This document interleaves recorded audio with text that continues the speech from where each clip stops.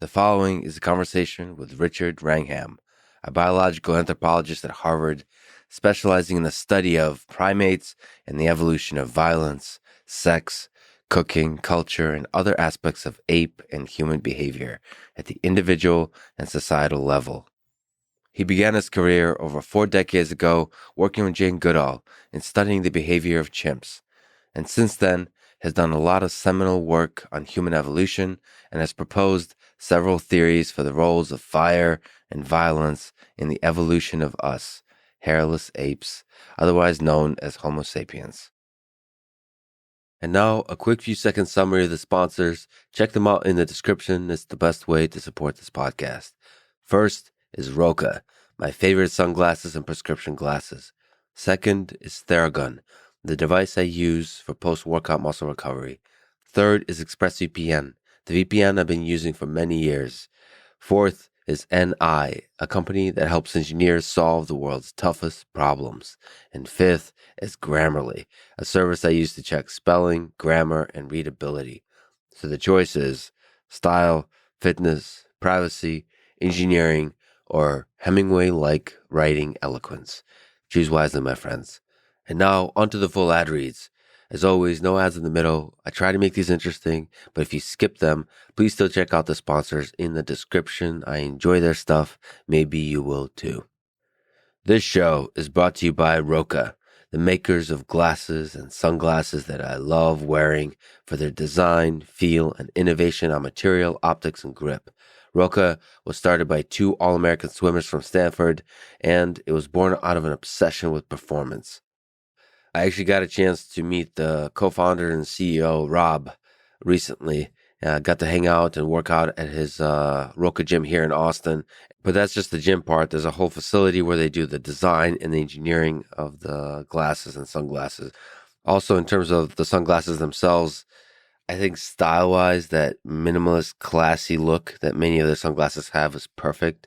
Plus, it's functional. So you can run outside in 100-degree weather in Austin and they stay on their face, they feel right. But you can also sort of wear them with a suit. It's classy, clean, minimalist. I love it.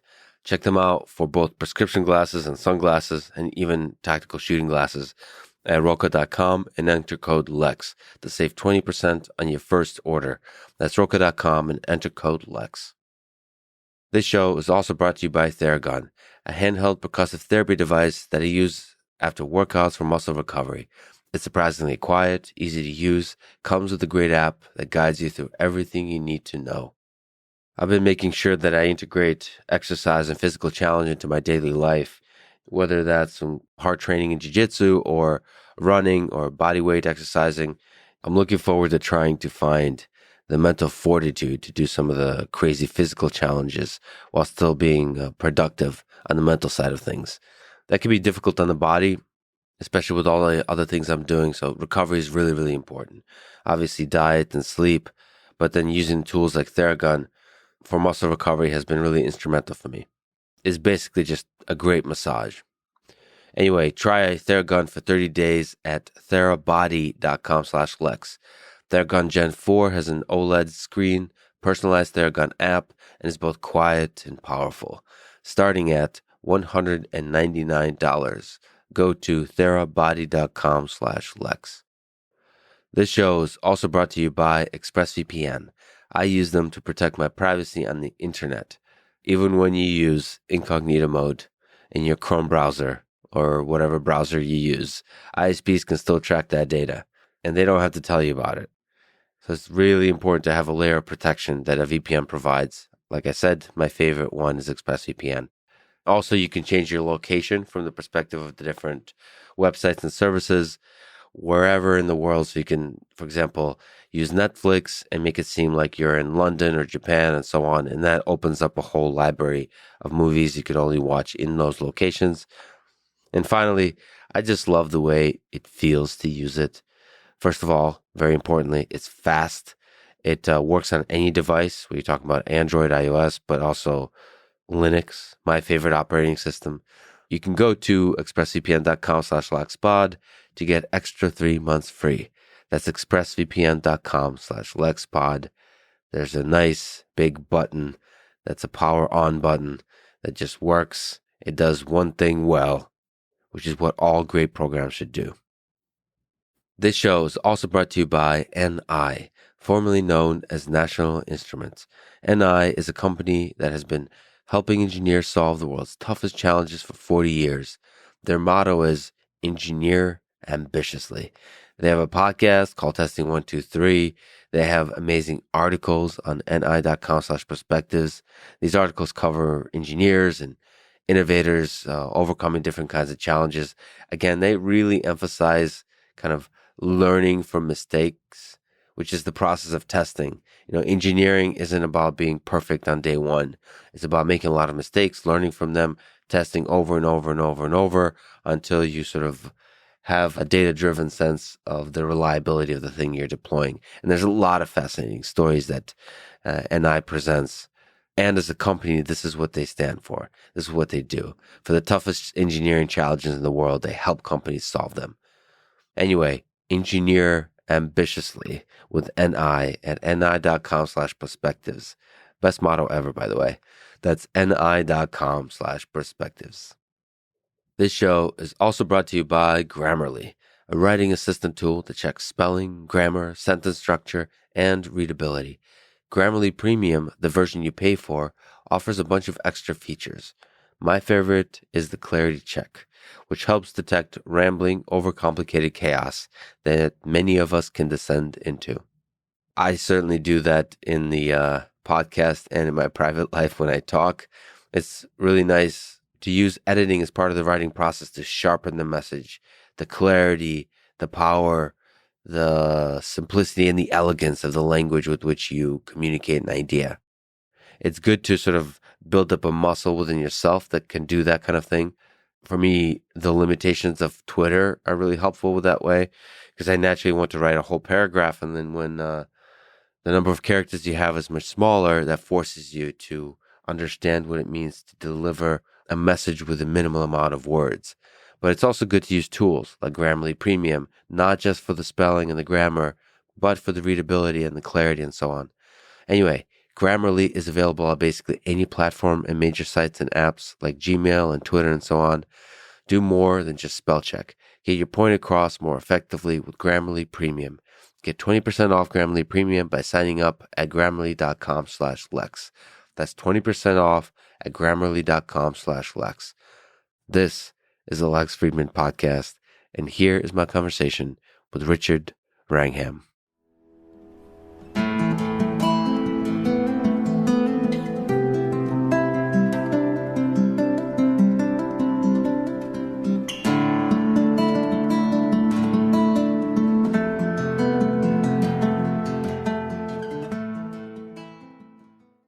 You've said that we are much less violent than our close living relatives, the chimps. Can you elaborate on this point of how violent we are and how violent our evolutionary relatives are? Well, I haven't said exactly that we're less violent than chimps. What I've said is that there are two kinds of violence. One stems from proactive aggression and the other stems from reactive aggression. Mm-hmm. Proactive aggression is planned aggression. Reactive aggression is impulsive, defensive. It's reactive because it takes place in seconds after the threat. And the thing that is really striking about humans compared to our close relatives is the great reduction in the degree of reactive aggression. So we are far less violent than chimps when prompted by some relatively minor threat within our own society. And the way I judge that is with not super satisfactory data, but the study which is particularly striking is one of people living as hunter-gatherers in a really upsetting kind of environment, namely people in Australia living in a place where they got a lot of alcohol abuse. There's a lot of domestic violence. It's all a sort of a society that is, as bad from the point of view of violence as an ordinary society can get. There's excellent data on the frequency with which people actually have physical violence and hit each other. And we can compare that to data from several different sites, comparing, we're looking at chimpanzee and bonobo violence. Mm-hmm.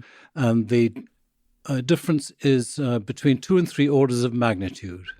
The frequency with which chimps and bonobos hit each other, chase each other, charge each other, physically engage is somewhere between 500 and 1,000 times higher than in humans. Mm-hmm. So there's something just amazing about us. And, this has been recognized for centuries. Aristotle drew attention to the fact that we behave in many ways like domesticated animals because we're so unviolent. But, people say, well, what about, the hideous engagements of this 20th century, the First and Second World War and much else besides. And that is all proactive violence. All of that is gangs of people making deliberate decisions to go off and attack in circumstances which, ideally, the attackers are going to be able to make their kills and then get out of there. In other words, not face confrontation. That's the ordinary way that armies try and work. And there, it turns out that humans and chimpanzees are in a very similar kind of state. That is to say, if you look at the rate of death from chimpanzees conducting proactive coalitionary violence, it's very similar in many ways to what you see in humans. So we're not downregulated with proactive violence. It's just this reactive violence that is strikingly reduced in humans. So chimpanzees also practice kind of tribal warfare. Indeed, they do. Yeah. So this was discovered first in 1974. It was observed first in 1974, which was about the time that the first major study of chimpanzees in the wild by Jane Goodall had been going for something like 5 years during of the chimpanzees being observed wherever they went. Mm-hmm. Until then, they'd been observed at a feeding station where Jane was luring them in to be observed by seeing bananas, which is great. She learned a lot. But she didn't learn what was happening at the edges of their ranges. Mm-hmm. So 5 years later, it became very obvious that there was hostile relationships between groups. And those hostile relationships sometimes take the form of the kind of hostile relationships that you see in many animals, which is a bunch of chimps in this case shouting at a bunch of other chimps on their borders. But dramatically, in addition to that, there is a second kind of interaction, and that is when a party of chimpanzees makes a deliberate venture to the edge of their territory silently and then search for members of neighboring groups. And what they're searching for is a lone individual. So I've been with chimps when they've heard a lone individual under these circumstances, or what they think is a lone one, and they touch each other and look at each other and then charge forward, very excited. And then while they're charging, all of a sudden, the place where they heard a lone call erupts with a volley of calls. Mm-hmm. It was just one calling out of a larger party. Mm-hmm. And our chimps put on the brakes and scoot back for safety into their own territory. But if, in fact, they do find a lone individual and they can sneak up to them, then they make a deliberate attack. They're hunting. They're stalking and hunting, and then they impose terrible damage, which typically ends in a kill straight away, but it might end up with the victim so damaged that they'll crawl away and die a few days or hours later. So that was a very dramatic discovery because it really made people realize for the first time that Konrad Lorenz had been wrong when in the 1960s, in his famous book on aggression, he said warfare is restricted to humans. Animals do not deliberately kill each other. Well, now we know that actually there's a bunch of animals that deliberately kill each other, and they always do so under essentially the same circumstances, which is when they feel safe doing it. So humans feel safe doing it when they've got a weapon. Animals feel safe when they have a coalition that has overwhelming power compared to the victim. And so wolves will do that, and lions will do that, and hyenas will do that, and chimpanzees will do it, and humans do it too. Can they pull themselves into something that looks more like a symmetric war as opposed to an asymmetric one?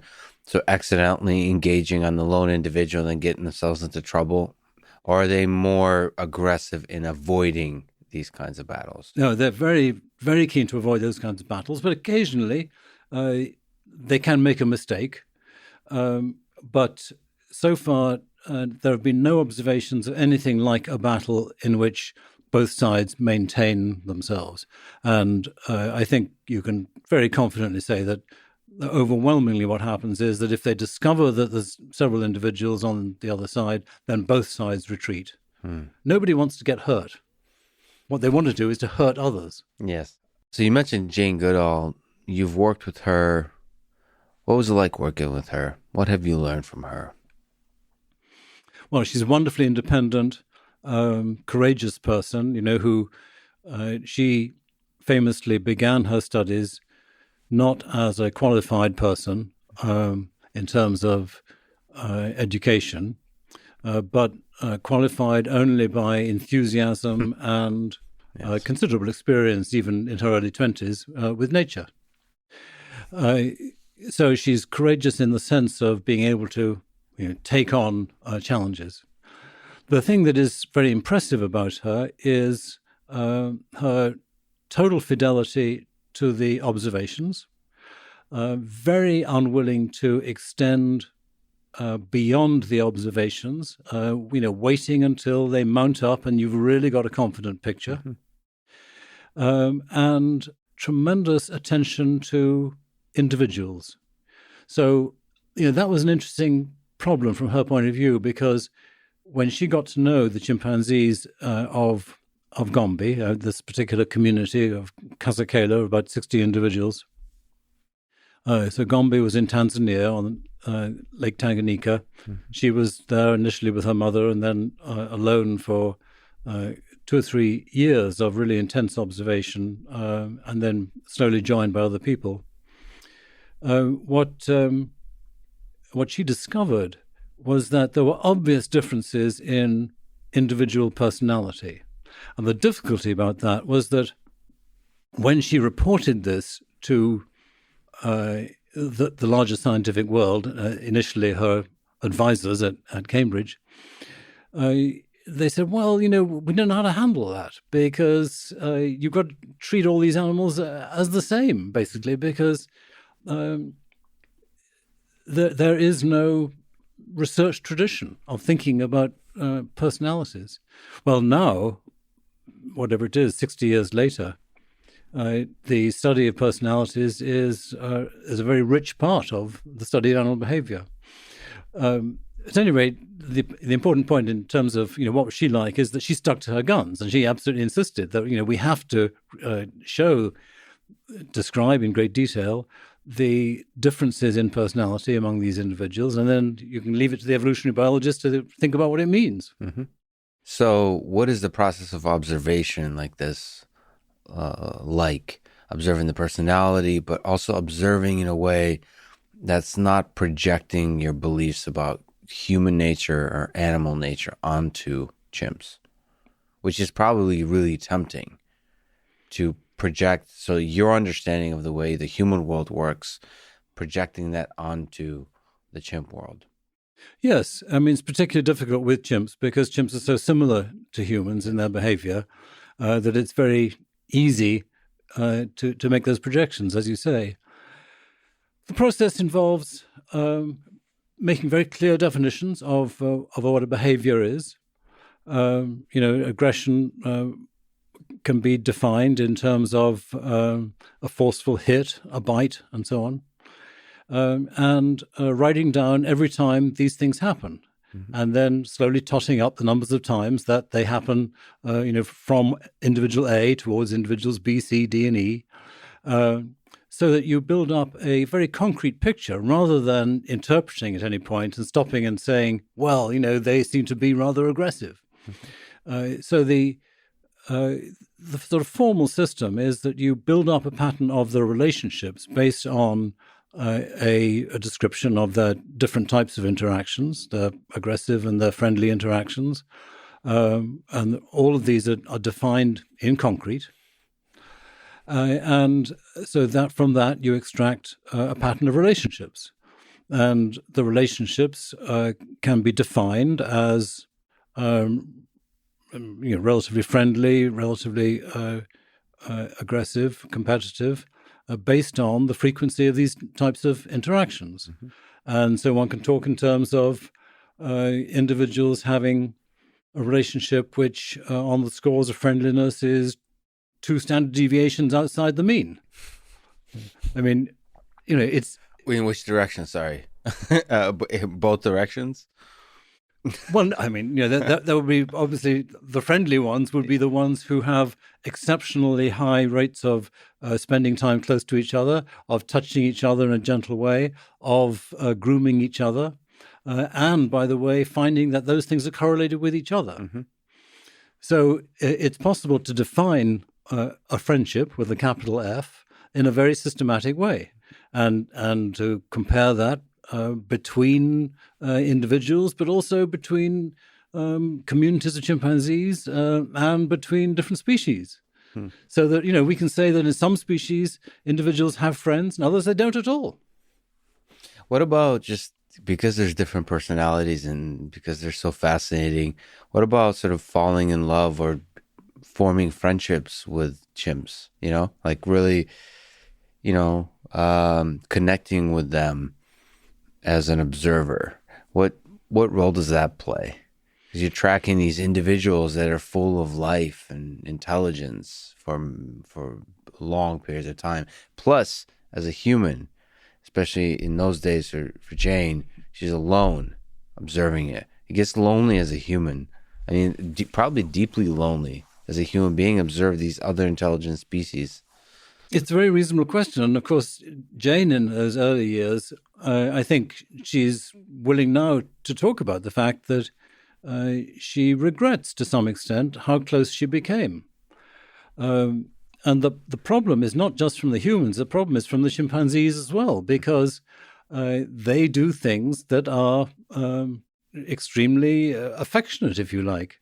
At one point, Jane offered a ripe fruit to a chimpanzee called David Greybeard. David Greybeard took it and squeezed her hand as if to say thank you. And then I think he gave it back, if I remember rightly. Yeah. No, thank you. Right. It's almost like thank you and returning the affection by giving the fruit. Yeah, exactly. If they did something it was a gentle squeeze. Yeah. I mean, chimpanzees could squeeze you very hard, as that occasionally has happened. Some chimps are aggressive to people, and others are friendly.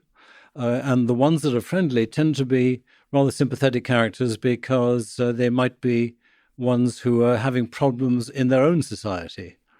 So Jomeo in Gombe used to come and sit next to me quite often, and he was having a hard time making it in that society, which I can describe to you in terms of the number of aggressive interactions if you want, but just to be informed about it. So all of this is a temptation to be very firmly resisted.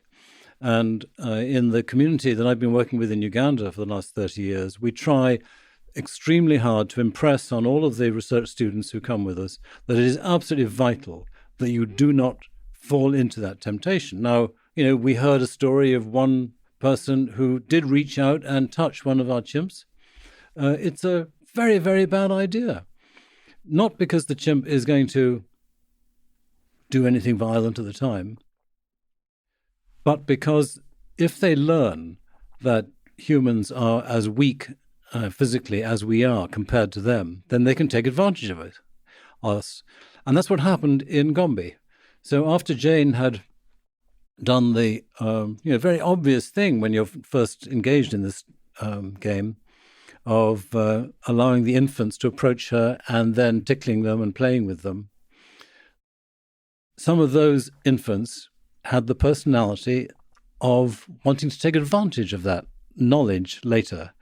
And so, you had an individual, Frodo, who was violent on a regular basis towards humans when he was an adult, and he was quite dangerous. I mean, he could easily have killed someone. In fact, he did kill one person. He killed a baby that he took from a mother, a human baby, that he took off her hip when he met her on the path.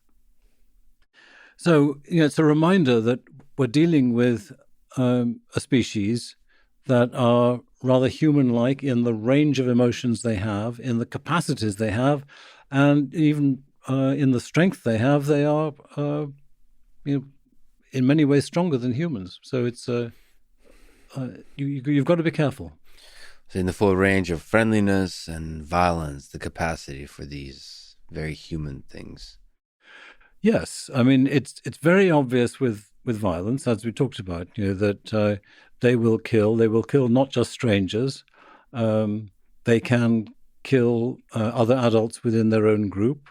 They can kill babies that are strangers. They can kill babies in their own group. So this is a long-lived individual. Obviously, these killings can't have very often because otherwise they'd all be dead. And we're now finding that they can live to 50 or 60 years in the wild at relatively low population density because they're big animals eating a rather specialized kind of food, the ripe fruits. So it doesn't happen all the time. With friendliness, they are very strong to support each other. They very much depend on their close friendships, which they express through physical contact, and particularly through grooming. So grooming occurs when one individual approaches another. I might present for grooming, a very common way of starting, turning their back or presenting an arm or something like that, and the other just riffles their fingers through the hair.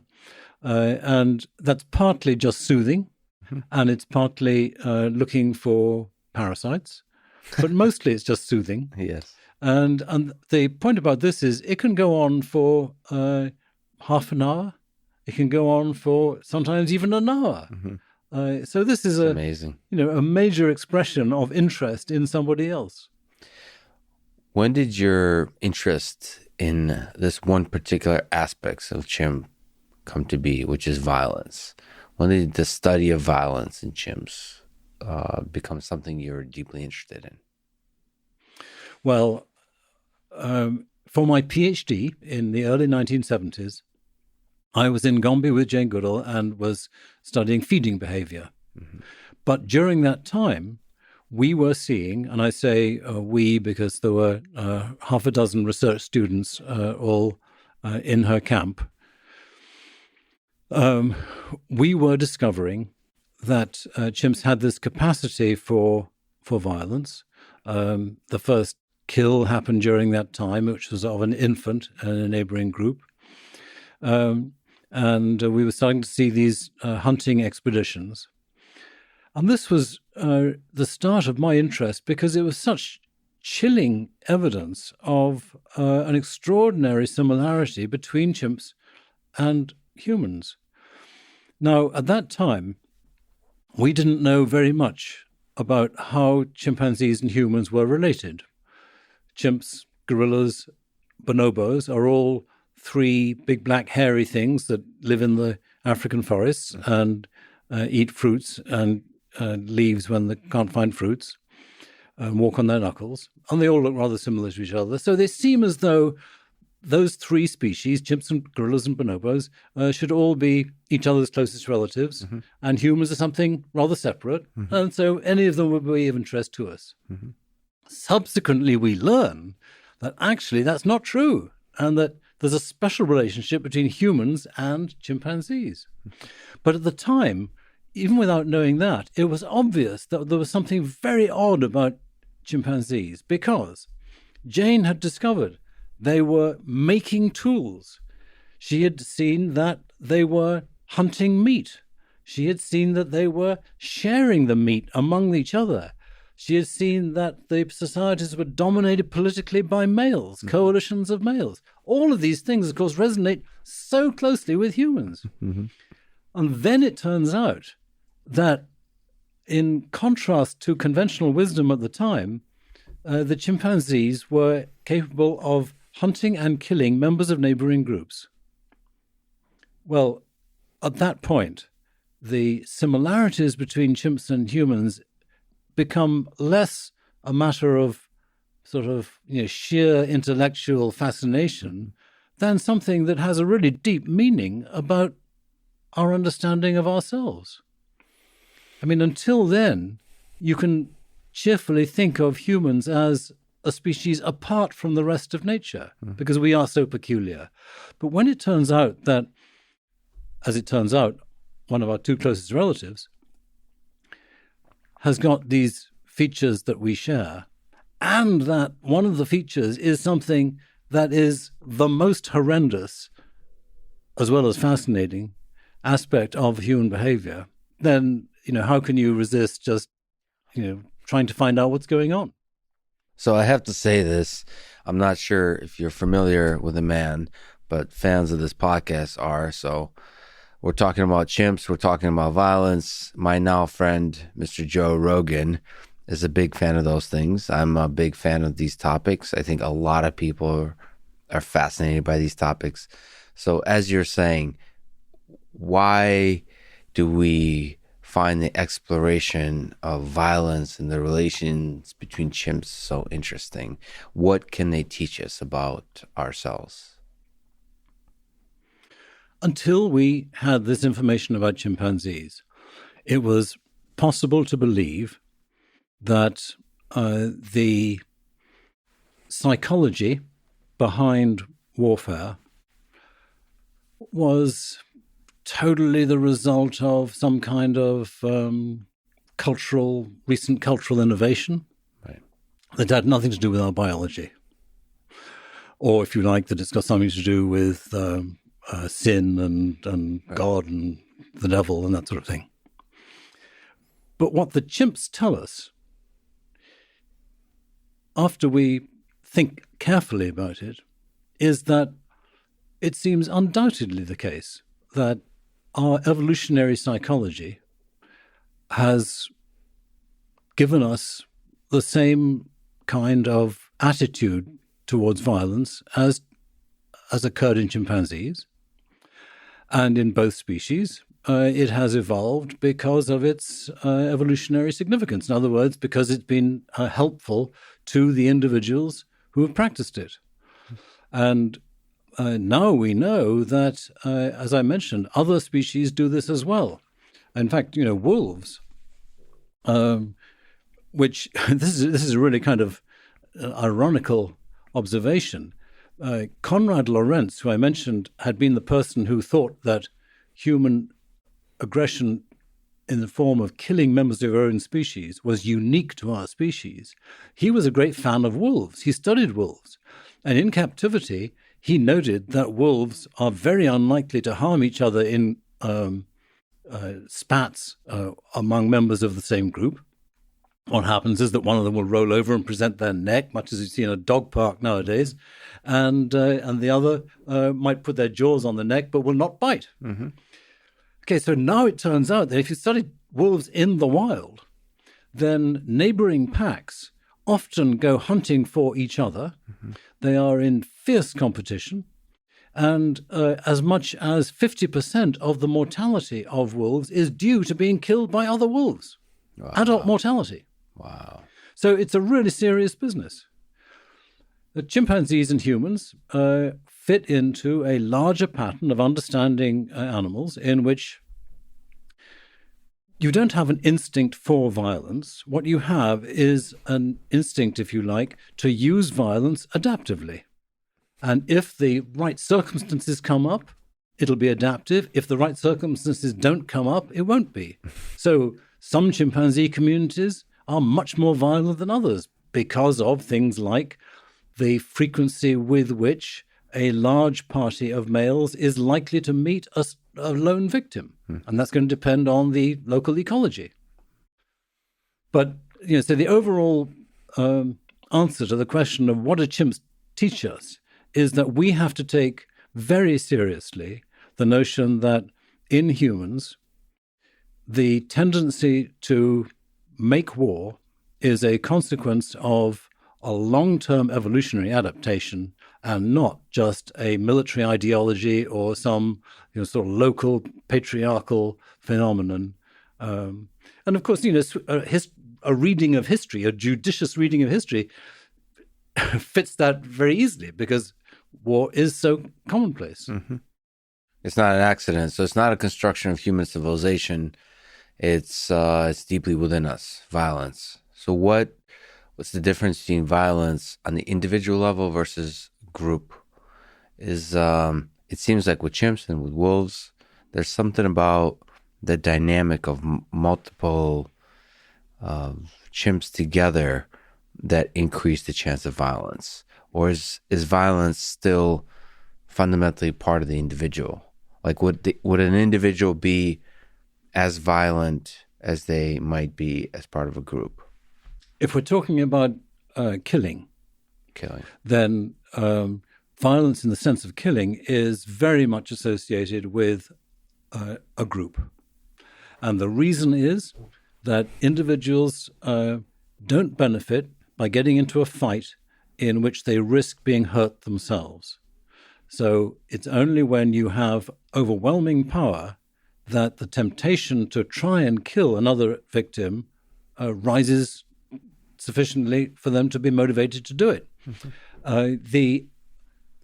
The average number of chimpanzee males that attack a single male in something like 50 observations that have accumulated in the last 50 years from various different study sites is 8 to 1. Mm-hmm. Now, sometimes it can go as low as 3 to 1, mm-hmm. but that's getting risky. But if you have 8, you can see what can happen. I mean, basically, you have one male on one foot, another male on another foot, another male on an arm, another male on another arm. And now you have an immobilized victim with 4 individuals capable of just doing the damage. Mm-hmm. And so they can then move in and tear out his thorax and tear off his testicles and twist an arm until it breaks and do this appalling damage with no weapons. Mm-hmm. What is the way in which they prefer to commit the violence? Is there something to be said about like the actual process of it? Is there an artistry to it? So if you look at human warfare, there's different parts in history prefer different kind of approaches to violence. It had more to do with tools, I think, on the human side. But just the nature of violence itself, the practice, the strategy of violence, is it basically the same? You improvise, you immobilize the victim, and they just rip off different parts of their body kind of thing? Yeah, you have to understand that these things are happening at high speed in thick vegetation, yes, mostly, so that they have not been filmed carefully. We have a few little glimpses of them from one or two people like David Watts, who's got some great video, but we don't know enough to be able to say that. It's hard for me to imagine that there are styles that vary between communities, cultural styles, but it is possible. And one thing that is striking is that the number of times that an individual victim has been killed immediately has been higher in Kibale Forest in Uganda than in Gombe National Park in Tanzania. It's conceivable that's just chance. We don't have real numbers now, but what is this? I can't remember the exact numbers, but 10 versus 15 or something.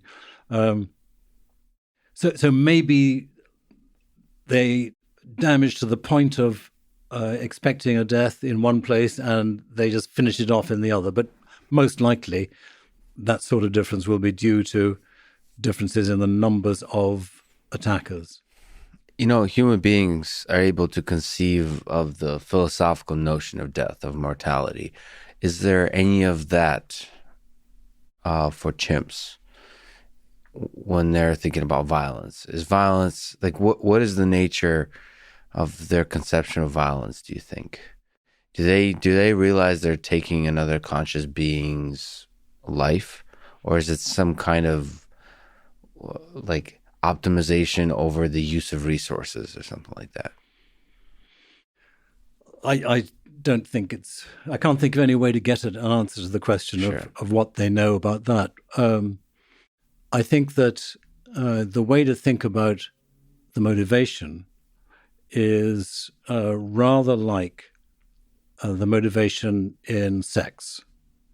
So when males are interested in having sex with a female, whether it's in chimpanzees or in humans, they don't think about the fact that what this is going to do is to lead to a baby, mostly. You're right. Mostly what they're thinking about is, I want to get my end away. And I think that it's a similar kind of process with the chimps. What they are thinking about is, I want to kill this Yes. individual. And it's hard to imagine that taking the other individual's perspective and thinking about what it means for them to die is going to be an important part of that. In fact, there's reasons to think it should not be an important part of it because it might inhibit them, and they don't want to be inhibited. The more efficient they are in doing this, the better. But I think it's interesting to think about this whole motivational question because it does produce the sort of rather haunting thought that there has been selection in favor of enthusiasm about killing. And in our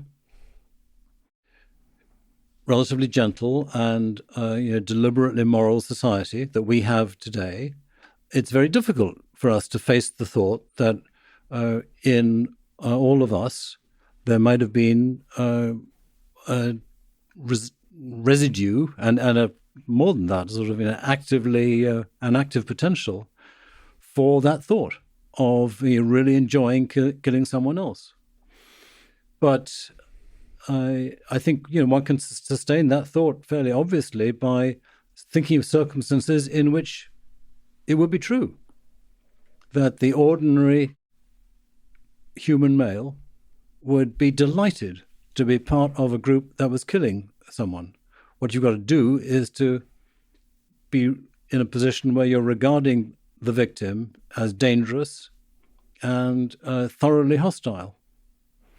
But the pure enjoyment of violence. There's, I don't know if you know this historian, Dan Carlin. He has a podcast.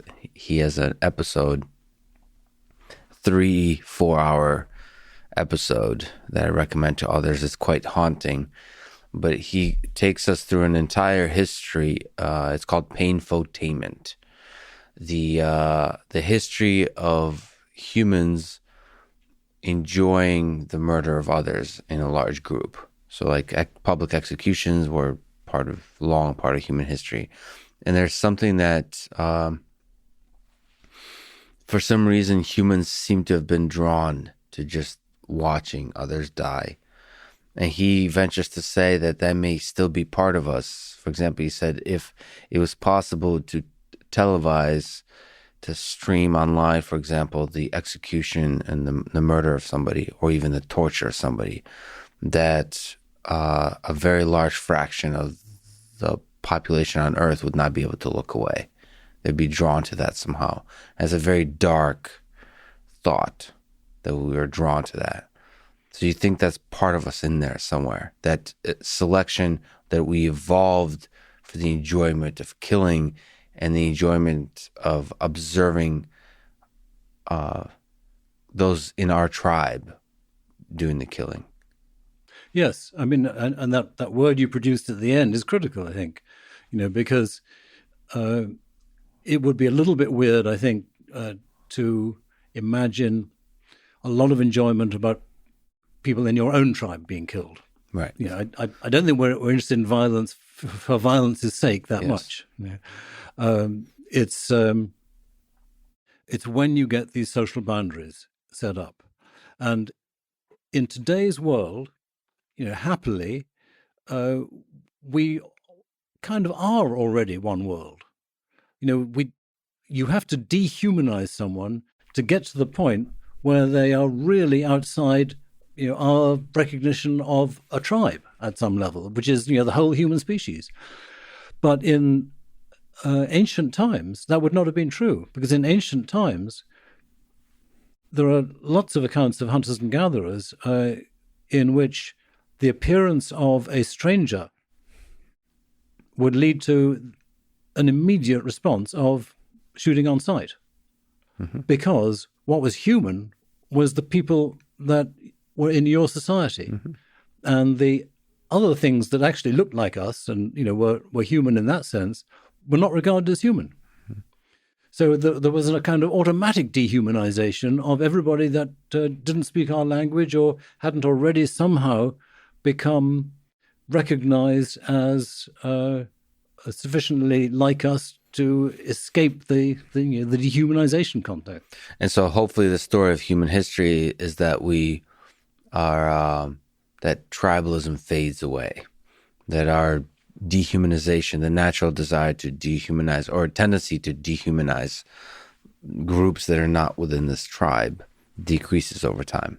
And so then the desire for violence decreases over time. Yeah, I mean, that's the optimistic perspective. And the great sort of concern, of course, is that small conflicts can build up into bigger conflicts, and then dehumanization happens, and then violence is released.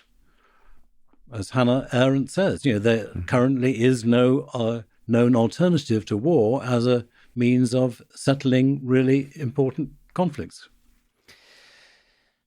So if we look at the big picture, what role has violence, or do you think violence has played in the evolution of Homo sapiens? So we are quite an intelligent, quite a beautiful, particular little branch on the evolutionary tree. What part of that was played by our tendency to be violent? Well, I think that violence was responsible for creating Homo sapiens. And that raises the question of what Homo sapiens is. Yes. Yeah, exactly. So, nowadays people begin the sort of concept of what Homo sapiens is by thinking about features that are very obviously different from all of the other species of Homo. Mm-hmm. And our large brain, our very rounded cranium, a relatively small face. These are characteristics which are developed in a relatively modern way by about 170,000 years ago, say. That's one of the earliest skulls in Africa that really captures that. But it has been argued that is an episode in a process that has been started substantially earlier. And there's no doubt that that's true. Homo sapiens is a species that has been changing pretty continuously throughout the length of time it's there. And it goes back to 300,000 years ago.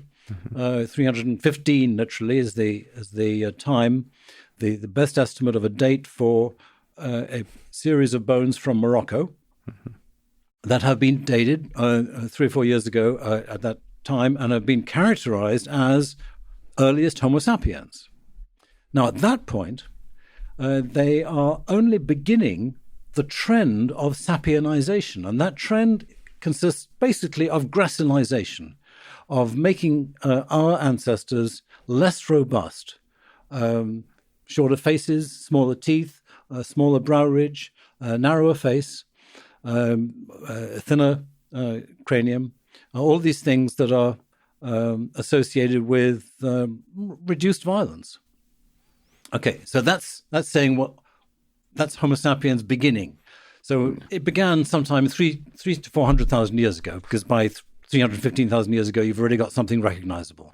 So you're more on that side of things, that those is gradual process. It's not 150, 170,000 years ago. It started like 400,000 years ago, and it's just It started 300 to 400,000 years ago, and if you look at 170, it's got even more like us. And then if you look at 100, it's got more like us again. And if you look at 50, it's more like us again. It's all the way. It's just getting more and more like the moderns. So the question is, what happened between 300 and 400,000 years ago to produce Homo sapiens? And I think we have a pretty good answer now. And the answer comes from violence. And the story begins by focusing on this question.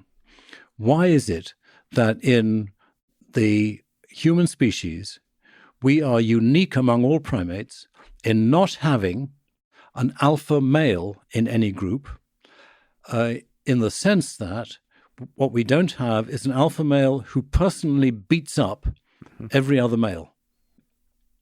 And the answer that has been portrayed most richly by Christopher Boehm, and whose work I've elaborated on, is that only in humans do you have a system by which any male who tries to bully others and become the alpha equivalent to an alpha gorilla or an alpha chimpanzee or an alpha bonobo or an alpha baboon or anything like that, any male who tries to do that in humans gets taken down by a coalition of beta males. And that coalition... Yes. That's a really good picture of human society, yes. I like it. Okay. So, and that's the way all our societies work now. Yes. And because individuals try and be alpha and then they get taken out. I mean, we don't usually think of ourselves as beta males, but yes, I suppose that's what democracy is. Exactly. Yes. Exactly. Okay, so at some point, alpha males get taken out. Well, what alpha males are males who respond with high reactive violence to any challenge to their status. You see it all the time in primates. Some beta male thinks he's getting strong and maturing in wisdom and so on, and he refuses to kowtow to the alpha male. And the alpha male comes straight in and charges at him. Or maybe he'll just wait for a few minutes and then take an opportunity to attack him. All of these primates have got a high tendency for reactive aggression. And that enables the possibility of alpha males. We don't. We have this great reduction, as I talked about earlier. And the question is, when did that reduction happen? Well, cut to the famous experiments by the Russian biologist Dmitry Belyaev, who tried domesticating wild animals. When you domesticate wild animals, what you're doing is reducing reactive aggression. You are selecting those individuals to breed who are most willing to be approached by a human or by another member of their own species and are least likely to erupt in a reactive aggression. And you only have to do that for a few generations to discover that there are changes in the skull. And those changes consist of shorter face, smaller teeth, reduced maleness. The males become increasingly female-like, and reduced brain size. Well, the changes that are characteristic of domesticated animals in general compared to wild animals are all found in Homo sapiens compared to our early ancestors. So it's a very strong signal that when we first see Homo sapiens, what we're seeing is evidence of a reduction in reactive aggression. And that suggests that what's happening with Homo sapiens is that that is the point at which there is selection against the alpha males.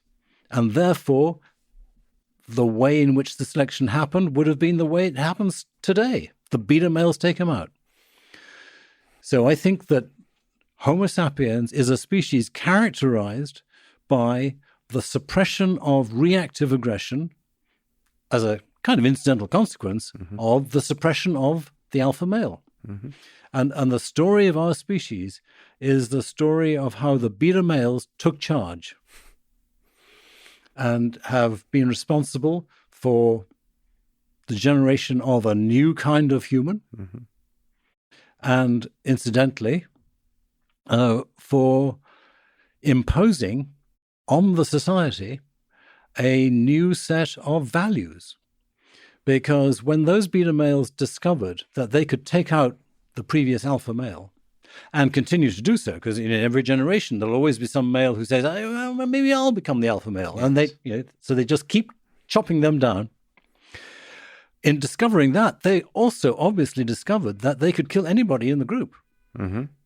Females, young males, anybody who didn't follow their values. Mm-hmm.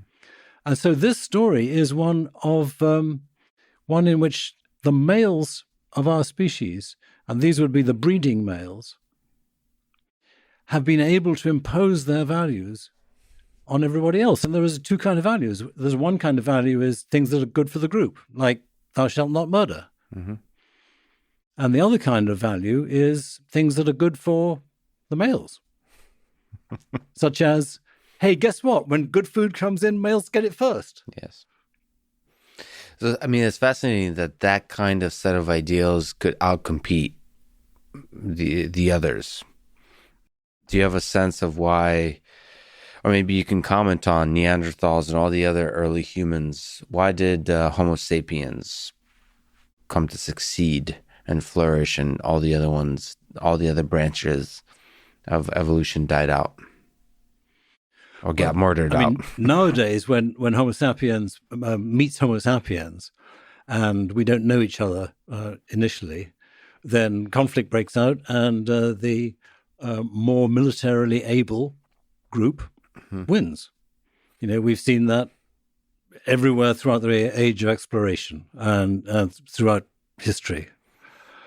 So I'm rather surprised, the conventional wisdom that you see nowadays in contemporary anthropology is very reluctant to point to success in warfare as the reason why sapiens wiped out Neanderthals within about 3,000 years of the sapiens coming into Europe 43,000 years ago. Mm-hmm. And people are much more inclined to say, well, the Neanderthals were at low population density, so they just couldn't survive the demographic sort of sweep, or that disease came in. And maybe those things might have been important. But far and away the most obvious possibility is that sapiens were just were powerful. Everyone agrees they had larger groups. They had better weapons. They had projectile weapons, bows and arrows, to judge from the little microlith bits of flake, which the Neanderthals didn't. Nowadays there's evidence of interbreeding, quite extensive interbreeding between sapiens and Neanderthals, as well as with some other groups. And sometimes people say, well, so they loved each other. They made love, not war. Mm-hmm. I think they made love and war, and it wouldn't necessarily have been too loving. I mean, if you just follow through from typical ethnographies nowadays of when dominant groups meet subordinate groups, they didn't know each other, then you can imagine that Neanderthal females would essentially be captured and taken into sapiens groups. Maybe you can comment on this cautiously and eloquently. What's the role of sexual violence in human evolution? Because you mentioned taking Neanderthal females. You've also mentioned that some of these rules are defined by the male side of the society. What's the role of sexual violence in this story? I think you've got to distinguish between groups and within groups. I think where the world has been slowly waking up over the last several decades to the fact that sexual violence is routine in war. And that, to me, says that it's just another example of power corrupts, because, when frustrated, scared, elated soldiers come upon females in a group that there's been essential dehumanization of, then they get carried away by opportunity. It is not always possible to argue that this is adaptive nowadays, because you get lots and lots of stories of women being abused to the point of being killed. She'll be gang raped and then killed. There's lots of terrible cases of that reported from all sorts of different wars. But you can see that could build on a pattern that would have been adaptive if happening under sort of much less extreme circumstances. The war is very extreme nowadays in the sense that you get battles in which people are sent by a military hierarchy into a war situation in which they do not feel what hunters and gatherers would typically have felt, which would have been that if we attack, we have an excellent chance of getting away with it. Nowadays, you're sent in across the Somme or whatever it is, and there's a very high chance you will be killed. And that's totally unnatural and a novel evolutionary experience, I think. Then there's sexual coercion within groups, and so that takes various kinds of forms. But nowadays, of course, I think people recognize increasingly that the principal form of sexual intimidation and rape occurs within relationships. It's not stranger rape that is really statistically important. There's much more what happens behind the walls of a bedroom where people have been living for some time. And just two sort of thoughts and observations about this. One is that it may seem odd that males should think it a good idea, as it were, to impose themselves sexually on someone with whom they have a relationship. But what they're doing is intimidating someone in a relationship in which the relative power in the relationship has continuing significance for a long time. And that power probably goes well beyond just the sexual. It's to do with domestic relationships. It's to do with the man getting his own way all the way. Right. It's power dynamics, and the sexual aggression is one of the tools to regain power, gain more power, and that kind of thing. Yeah, exactly. And in that respect, it's worth noting that although this wasn't appreciated for some time, it's emerging that in a bunch of primates you have somewhat similar or somewhat parallel kinds of sexual intimidation, where males will target particular females, even in a group in which the norm is for females to mate with multiple males. But each male will target a particular female, and the more he is aggressive towards her, then the more she conforms to his wishes when he wants to mate. So a long-term pattern of sexual intimidation. So there's that aspect. The other aspect I would just note is that males get away with a lot compared to females in any kind of intersexual conflict. So the punishment, here's one example of this, the punishment for a husband killing a wife has always been much less than the punishment for a wife killing a husband. And you see similar sorts of things in terms of the punishments for adultery and so on. And I bring this up in the context of males sexually intimidating their partners, be it wives or whoever, because it's a reminder that it's basically a patriarchal world that we have come from. A patriarchal world in which male alliances tend to support males and take advantage of the fact that they have political power at the expense of females. And I would say that all goes back to what happened 300 to 400,000 years ago, when the beta males took charge and they started imposing their own norms on society as a whole, and they've continued to do so. And we now look at ourselves, and Jordan Peterson says, we are not a patriarchal society. Mm-hmm. Well, it's true that the laws try and make it even-handed nowadays between males and females.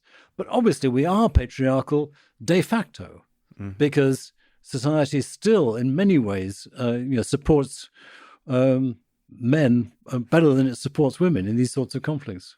So beta male patriarchal. If we're looking at the evolutionary history, okay, is there maybe sticking on Jordan for a second? Is there? So he's a psychologist, right? And what part of the picture do you think he's missing in analyzing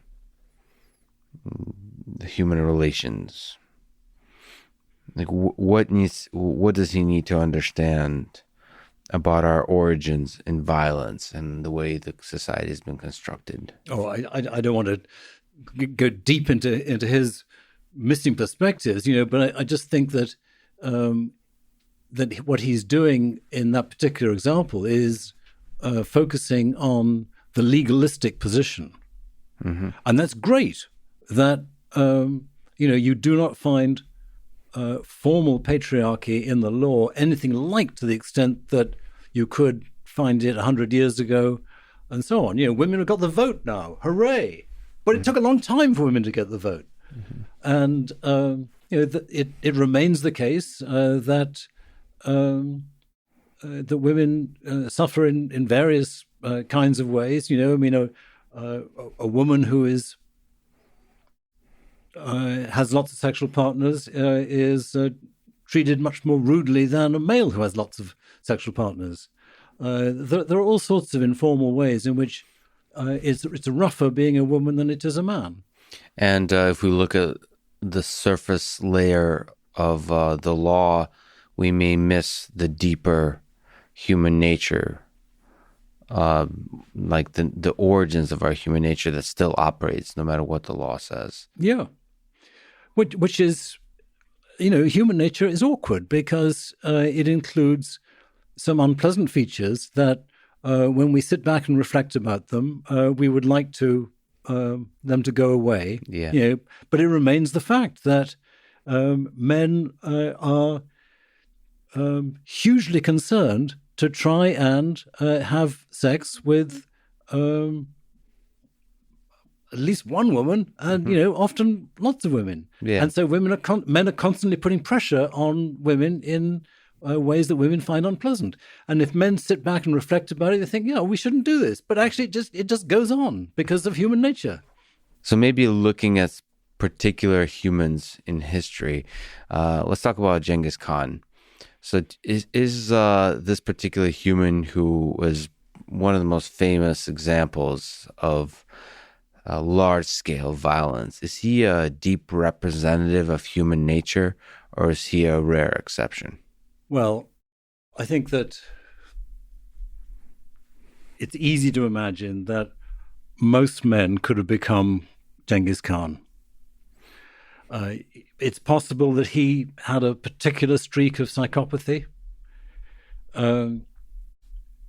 It's striking that by the time you become immensely powerful, then your willingness to do terrible things for the interest of yourself and your group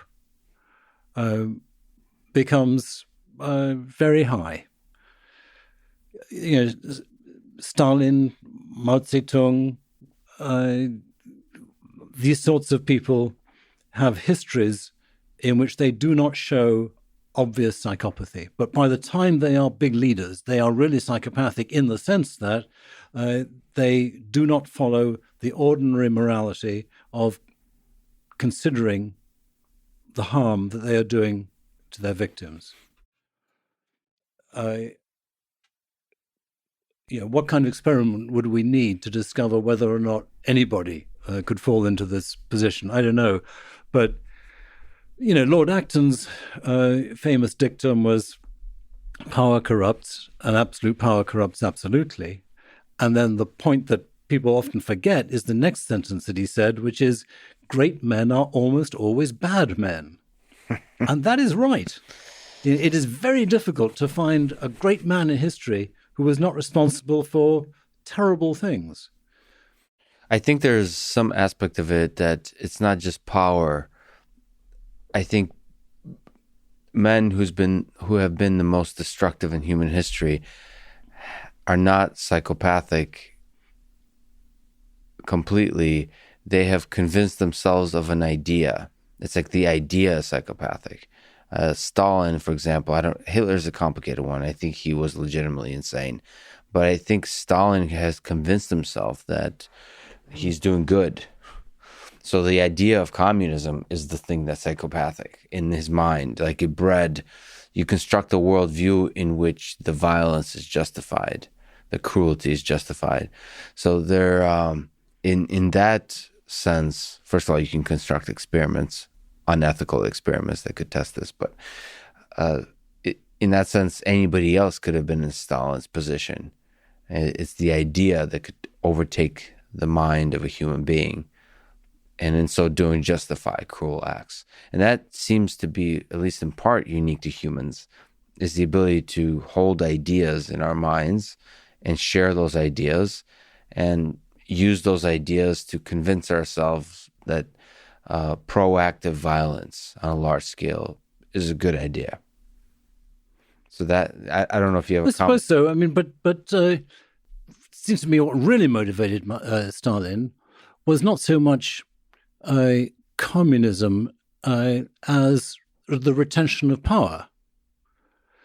So once he became leader, and in the process of becoming leader, he was absolutely desperate to get rid of anybody who was a challenger. Mm-hmm. He was deeply suspicious of anybody, even on his side, who might possibly be showing glimmerings of willingness to challenge him.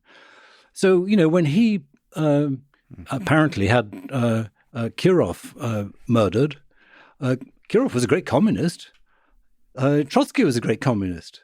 All his rivals. And I mean, when he went into the towns and murdered people by the tens of thousands, they were all communists. A lot of them were explicit communists. That's right. But what he was worried about was that they were rivals to him. I suppose the thought is, I am the best person to bring about a global sort of embrace of communism, and others are not. And so we have to get rid of those others. Well, I suspect you're being very charitable here, but I mean, maybe you know enough about Stalin to really... Yes. Well, so the point I'm making, I do quite a bit, is from my understanding and sense, of course we can't know for sure, is he believed in communism. This wasn't purely a game of power. Now, he got drunk with power pretty quickly, but he really believed for, I believe, his whole life that communism is good for the world. And that, I don't know what role that belief plays with the more natural human desire for power. I don't know, but it just seems like... As we agreed, he's killing a lot of communists on his journey. But it's not, that calculus doesn't work that way. There's humans who are communists, and then there's the idea of communism. So for him, in his delusional worldview, killing a few people is worth the final result of bringing communism to the whole world. But it was more than that, again, because, I mean, he really wanted power for the Soviet Union. And so surely the reason that he orchestrated the export of wheat from Ukraine, and in so doing was willing to lead to mass starvation, was because he wanted to sell it on the market in order to be able to build up the power of the Soviet Union. An alternative view of communism might have been, well, let's just make sure everybody survives and make sure everybody has enough to eat, and we'll all be mutually supportive in a communal network. But no, but he wanted the power for the country. Well, I guess exactly. So that it's not even communism, the set of ideas, or like Marxism or something like that. It's the country.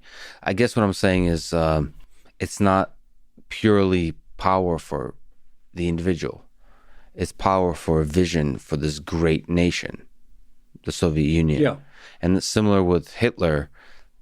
The guy believed that this is a great nation, Germany.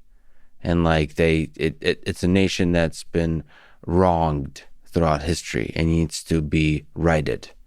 And there's some dance between the individual human and the tribe. Yes, no, absolutely. Yes. And so just like chimpanzees, we are fiercely tribal. And the tribalism resides particularly in male psychology. And it's very scary because once you assemble a set of males who share a tribal identity, then they have power that they can exert with very little concern about what they're doing to damage other people. Do you think this, so Nietzschean will to power, we talked about the corrupting nature of power, do you think that's a manifestation of those early origins of violence? What's the connection of this desire for power and our proclivity for violence? What we're talking about is tribal power, right? Power on behalf of a group. Yes. And that seems to me to go right back to a deep evolutionary origin, because you see essentially the same thing in a whole bunch of animals. Most of the sort of cognitively complex animals live in social groups in which they have tribal boundaries. So what you see in chimpanzees is echoed in almost all of the primates. The difference between us and chimpanzees and humans on the one hand and other primates on the other is that we kill and they don't. And the reason they don't is because they never meet in the context where there are massive imbalances of power. So two groups of baboons, there's 30 on this side and 50 on this side, fine. Nobody's going to try and kill anybody else because there's serious risks involved. But nevertheless, they are tribal. So they will have fairly intense intergroup interactions in which everybody knows whose side is on who is on whose side, and the long-term consequences of winning those battles, non-lethal battles, is that the dominants get access to larger areas of land, more safety, and so on. With chances are better record of reproductive success subsequently. Do you think this, from an evolutionary perspective, is a feature or a bug? Our natural sort of tendency to form tribes. So what's a bug? Oh, sorry. This is a computer programming analogy, meaning like it would be more beneficial. Is it beneficial or detrimental to form tribes from an evolutionary perspective? Yeah, but what does it mean? What does a bug mean? Yes, right. I mean, well, yeah, like where's evolution going anyway? It's beneficial it's beneficial in the sense that it evolved by natural selection to benefit the individuals who did it. Yes. But if by bug you mean something that, from the point of view of the species, it would be great if you could just wipe this out, right? Because the species would somehow do better, as a result. Then yes, but then males are a bug. Come on now, it's there's some nice things to males. Speaking as a male, the fact that there are some nice things to males doesn't mean that they're not bugs. Maybe they're quite nice bugs, but it would be much better for the species as a whole not to have males who impose this violence on the species as a whole. Yeah. as somebody who practiced controlled violence and doing a lot of martial arts, yeah, I'm not sure. It does seem kind of fun to have this kind of controlled violence, also sports. Also, I mean, the question of conflict in general, I guess that's the deeper question. Don't you think there's some value to conflict for the improvement of society, for progress? That this tension between tribes, isn't this like experiment, a continued experiment we conduct with each other and to figure out what is a better world to build? Like you need that conflict of good ideas and bad ideas to go to war with each other. It's like the United States with the 50 states and it's the laboratories of ideas. Don't you think that is, again, feature versus bug? This kind of conflict, when it doesn't get out of hand, is actually ultimately progressive, productive for a better world. Well, what do you mean by conflict? I mean, you can have conflict in the sense of people have different ideas about the solution to a problem. And so their ideas are in conflict. They can sit down on a log and chat about it and then decide, okay, you're right, or I'm wrong, or whatever. But if by conflict you mean a great idea to build a nuclear bomb and set that off, then no, I don't see why it's a good idea to have all this violence. Yeah, there's... I wonder, I mean, it's not a good idea, but I wonder if human history would evolve the way it did without the violence. Oh, I'm sure you're right. Probably humans would not have evolved in the sense that we have. But I would hope that the course of violence in evolution will continue in the way it has. So, there's all sorts of indications that the importance of violence has been reduced over time. And, this is made famous in Steven Pinker's book, but others have written about it too, that the frequency of death from violence in every country you look at has been declining. That's just great. And so, the amazing thing about this is that even when you take the deaths due to the First World War and the Second World War, the 20th century appears to have been statistically, meaning rates of death per individual, the least violent in history. So we haven't got very far down the course to nonviolence, but I don't see why we shouldn't just carry on doing it. I think it's ridiculous, frankly, excuse my frankness, to say that violence is a good thing. Mm-hmm. I think that it would be a wonderful concept if we could evolve somehow to a world, 3,000 years from now, where violence is really regarded as simply appalling, and that they look back on our time and can't believe what we were doing. Yeah. But of course, violence takes a lot of different shapes. As we start to think deeper and deeper about living beings on Earth, for example, the violence we commit and the torture we commit to animals, and then perhaps down the line, as we talked offline about, is with robots and that kind of thing. So there's just so many ways to commit violence to others. And some people now talk about violence in the space of ideas, which, of course, to me at least, is a bit of a silly notion relative to use that same V word for the space of ideas versus actual physical violence. But it may be that a long time from now, we see that even violence in the space of ideas is quite a manifestation of that same kind of violence. And so it is interesting where this is headed. And I think you're absolutely right.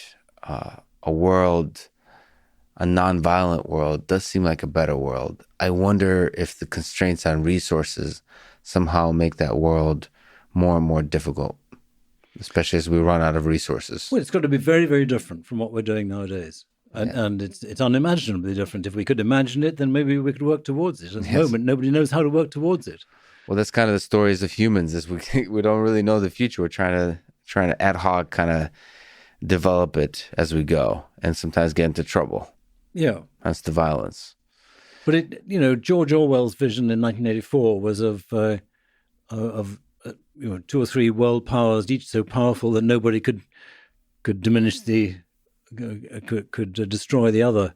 But the notion of an evolutionarily stable relationship among heavily armed world powers just does not seem as though it's reasonable at all.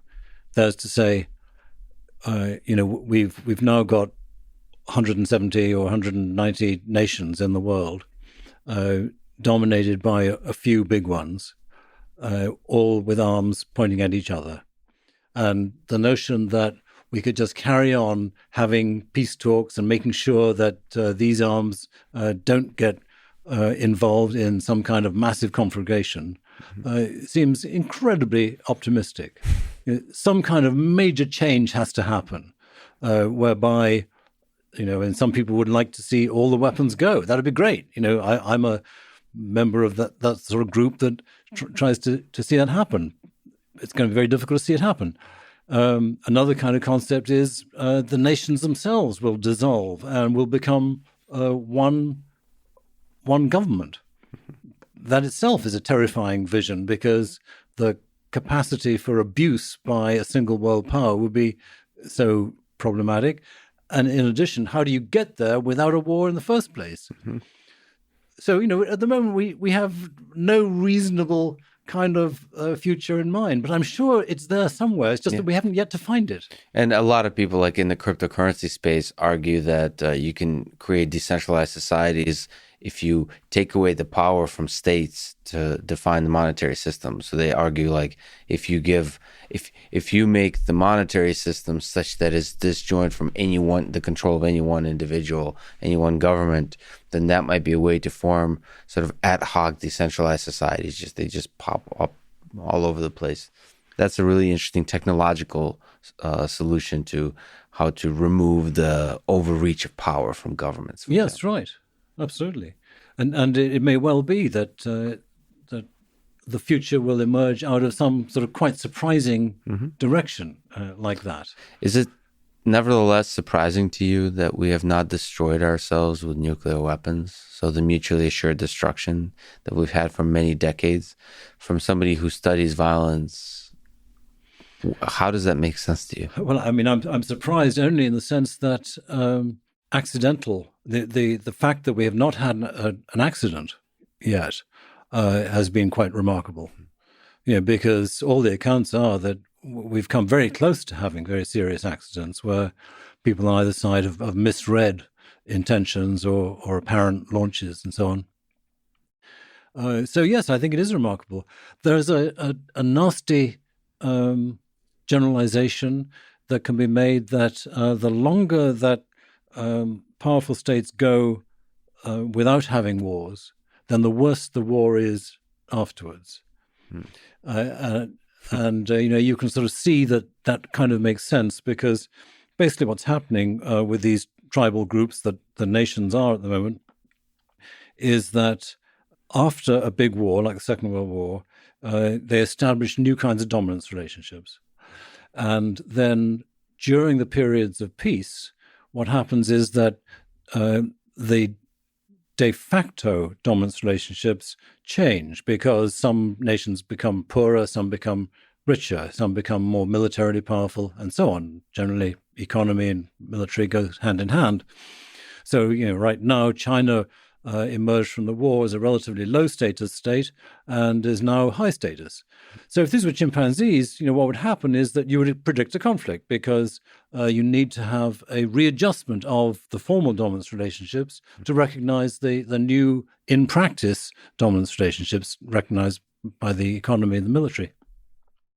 So the longer that you have of a period of peace following a war, then the more these tensions of unresolved, changed dominance relationships build up. Mm-hmm. And the longer they take to occur, then the more challenging are going to be the conflicts. That's a terrifying view, because we've been out of conflict for quite a bit. That's right. Maybe it's building up. So it's a scary view. But on the other hand, things have changed hugely with the advent of nuclear weapons, because at least that conforms to this psychology that is very clear in other animals, which is you don't want to get into a fight if you are going to get hurt. Mm-hmm. So that's the whole principle of MAD, mutually assured destruction. And it's doubtless been why powerful nations like America and Russia have not used their nuclear weapons since 1945. If we can overcome the problem of accidental launches, then maybe the fact of MAD does fit into human psychology in a way that means that we really will resolve our tensions without using them. But we haven't yet really faced that challenge. The Soviet Union collapsed because of the poor economy, but with China, desperate to take back Taiwan, and America shifting its focus on the Pacific, the potential for something going wrong is clearly very high. So what's the hopeful case that you can make for a long-term surviving and thriving human civilization, given all the dangers that we face? Well, I can't really exactly make one. I would just say that we're talking about the dangers. Obviously, the dangers are there. Yeah. But what I would sort of think about is the notion that surprises come from all sorts of different directions. Mm-hmm. You work in robotics, mm-hmm. and I could well imagine that there will be advances in robotics that in some way I can't even conceive, mm-hmm. will somehow undermine the motivation for conflict. Mm-hmm. Something about, by the time chips have been planted in human brains and we're all instantly sharing information in a way that we never did before, mm-hmm. Will this change the nature of human existence in such a way that these conflicts get resolved? So remove the conflicts, but keep some of the magic, the beauty of what it means to be human. So still be able to enjoy life, the richness of life, the full complexity of life. Because you can remove conflict by giving everybody a pill, and then they go to sleep, right? You still want life to be amazing, exciting, interesting. And so that's where you have to find the balance. Well, it's all science fiction stuff, and so how it's going to work out, totally unclear. I don't see any worry about the magic of life disappearing. First of all, you somehow get rid of males. I think you really need to get rid of males, because males are the source of a major problem, which is the lust for power and the resulting conflict. But you don't think the males are also a source of beauty and creation? No. I don't have anything against males as individuals and that sort of thing. And males have clearly done a lot. They've been incredibly exploratory and creative, and what they've done in art and music has been wonderful and that sort of thing. Mm-hmm. On the other hand, I'm not sure there's anything particularly special, and I think that probably females could do the same thing just as well when given the chance. Yes, including the dark stuff. A part of me is not understanding so there is evolutionary distinction between men and women, but I tend to believe both men and women, if you look out into the future, can be destructive, can be evil, can be greedy, can be corrupted by power. So if you move males from the picture, which are historically connected to this evolution that we've been talking about, that women are going to fill that role quite nicely. And then it'll be just the same kind of process, not the same, but it'll be new and interesting. There's a sense that the will to power, craving power, committing violence is somehow coupled with all the things that are beautiful about life. That if you remove conflict completely, if you remove all the evil in the world, it seems like you're not going to have a stable place for the beauty, for the goodness. Like there's always has to be a dragon to fight for the way, if you look at human history. Now you can say, the reason I'm nervous about a sort of utopia where everything is great is every time you look through human history when utopia has been chased, you run into a lot of trouble where, again, sneaks into this evil, this craving for power. Now, you could say that's a male problem, but I just think it's a human problem. And it's not even a human problem. It's a chimp problem, too. It's life on Earth problem, intelligent life on Earth problem. So, like, it's better to not necessarily get rid of the sources of the darkest sides of human nature, but more create mechanisms that the kindness, the goodness, as the goodness paradox, your book, that is incentivized and encouraged, empowered. Well, look, I don't think it would be utopia if you got rid of the males. Right. And certainly females are capable of conflict. Mm-hmm. I just think it's a gamble worth taking if you could actually do it. You can certainly find females in history who've done unpleasant things. But nevertheless, we have a very strong evolutionary theory which explains why males benefit more by having conflict and winning conflicts than females do. And so if we want to talk about reducing conflict, yes, then it would reduce it to get rid of males. Now, I understand this is a fantasy, mm-hmm. and I think it's a fantasy that people would be able to talk about fairly soon because reproductive technology is getting to the point where it's quite likely that human females could breed without the use of males. Mm-hmm. And so there would be a sort of a potential dynamic if everybody just agreed not to have any male babies. It's a really interesting thought experiment. I will agree with you that if given two buttons, one is get rid of all women and the other button is get rid of all men, realizing that I have a stake in this choice, you're probably getting rid of all men. If I wanted to preserve Earth and the richness of life on Earth, I would probably get rid of all men. I don't know. Well, I don't think you have a stake in it. But you're saying that because you're a man. Yeah. But I don't see why being a man should make you any more interested in having a male future for the world than a female future. You've got just as many ancestors who were male as were female. Mm-hmm. Well, my problem is I'll have to die. Well, that's going to happen anyway. I know, but I prefer to die tomorrow, not today. I prefer to hit the snooze button on the whole mortality thing. But it's interesting. But this is not suggesting that males have to die in order to make room for females. It's just, all you have to do is just say, don't let's have any more males born. Interesting. Of course, the difficulty is that because we're tribal, some country somewhere would say, well, we're not going to do that. Yeah. And then guess what? They'd take over, because they're males. So that's why it's impossible to imagine it actually happening. You know what? I'm gonna take that and actually think about it. I don't know. I'm uncomfortable.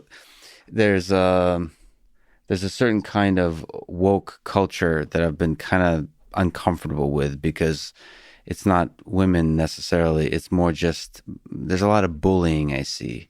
There's a lack of empathy and a lack of kindness towards others that's created by that culture. But you're speaking about something else. You're speaking about reducing conflict in this world and looking at the basics of our human nature and its origins in the evolution of Homo sapiens and thinking about which kind of aspects of human nature, if we get rid of them, will make for a better world.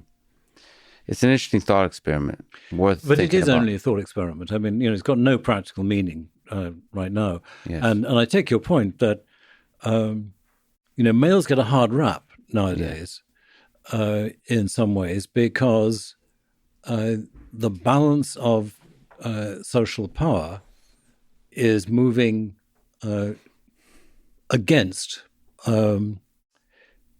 quite rightly, in a strong sense, of course, against all the nasty things that males do. But what people sometimes fail to remember is that life is very hard for males who don't have the power, who don't have money, who don't have access to women. I'm sympathetic to incels. I'm not sympathetic to them using violence to solve their problems. But I am very sympathetic to the fact that it's not easy simply to be told by well-off, feminist, middle-class people that you shouldn't behave like this, or you shouldn't feel like this, because you do. Yes. It's who you are. I mean, in general, just empathy and kindness, male or female, I believe, will be the thing that builds a better world. And that's practiced in different ways from different backgrounds. But ultimately, you should listen to others and empathize with the experience of others and put more love out there in the world. Now, that hopefully is the way to reduce conflict, reduce violence, and reduce that whole psychological experience of being powerless in this world, powerless to become the best version of yourself. And that, well, no one's going to disagree with all those fine sentiments, right? But yes, but that's an actionable thing, is actually practice empathy, right? Like saying that somebody should be silenced, or just like this group is bad and this group is good. I just feel like that's not empathy. Empathy is understanding the experience of others and like respecting it. Like, I mean, that's what a better world looks like. That's what the reduction of conflict looks like. It's like, as opposed to saying my tribe is right, your tribe is wrong. Forget the violence or non-violence part. That act of saying my tribe is right, that tribe is wrong, removing that from the picture, that's the way to make a better world. Like, that's the way to reduce the violence, I think. Not necessarily removing the people who are causing the violence. You have to get to the source of the problem. I don't mean the evolutionary source, but the mindset that creates the violence is usually just a lack of empathy for others. Yeah, but I mean, you can't just teach that, because our evolutionary psychology puts us in particular directions. So do you think it's possible to learn through practice to resist the basics of our evolutionary psychology, the basic forces? Yeah, I mean, lots and lots of training, lots and lots of education can do it. The famously most peaceful society that anthropologists have recorded involves a tremendous amount of teaching, including some punishment. It's a society in Thailand. Mm-hmm. You have to beat it out of children to make them nice. So it's carrot and stick. The point is that you do not find societies in which people are spontaneously showing the kinds of behaviors that we would all love them to show. It requires work. It requires work. What is your book titled Goodness Paradox? What are the main ideas in this book? Well, the paradox is the fact that humans show extremes in relationship to both violence and non-violence. Mm-hmm. And the violence is that we are one of these few animals in which we use coalitionary proactive violence to kill members of our own species, and we do it in large numbers, just like a few other species. And the non-violence is we're particularly extreme in how repressed we are in terms of reactive violence. And I told you the story of how we get there. So what's so extraordinary about it is that most animals are either high on both or relatively low on both. So chimpanzees are high on proactive violence and reactive violence. Bonobos are less than chimpanzees on both of those, but still hundreds of times more reactively aggressive than humans are. What we've done is retain proactive violence being high and got reactive violence really being low.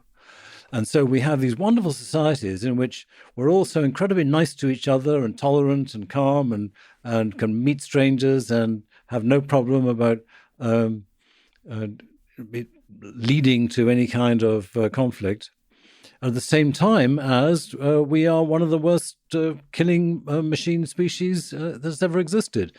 So what's so extraordinary about this is that if you look at the political philosophers of the last few hundred years, you've got this fight famously between Thomas Hobbes and Jean-Jacques Rousseau, or literally you've got the fight between their followers. Mm-hmm. So the followers of Hobbes say, well, Hobbes was right because he says that we are naturally violent and you need a Leviathan, a sort of central government or a king to be able to suppress the violence. So we're naturally horrid and we can learn to be good. Whereas Jean-Jacques Rousseau is interpreted as saying the opposite, that we are naturally good and it's only when culture intervenes and horrid ideologies come in that we become uncivilized. And so people have had this endless fight between are we naturally corrupt or are we naturally kind? Mm-hmm.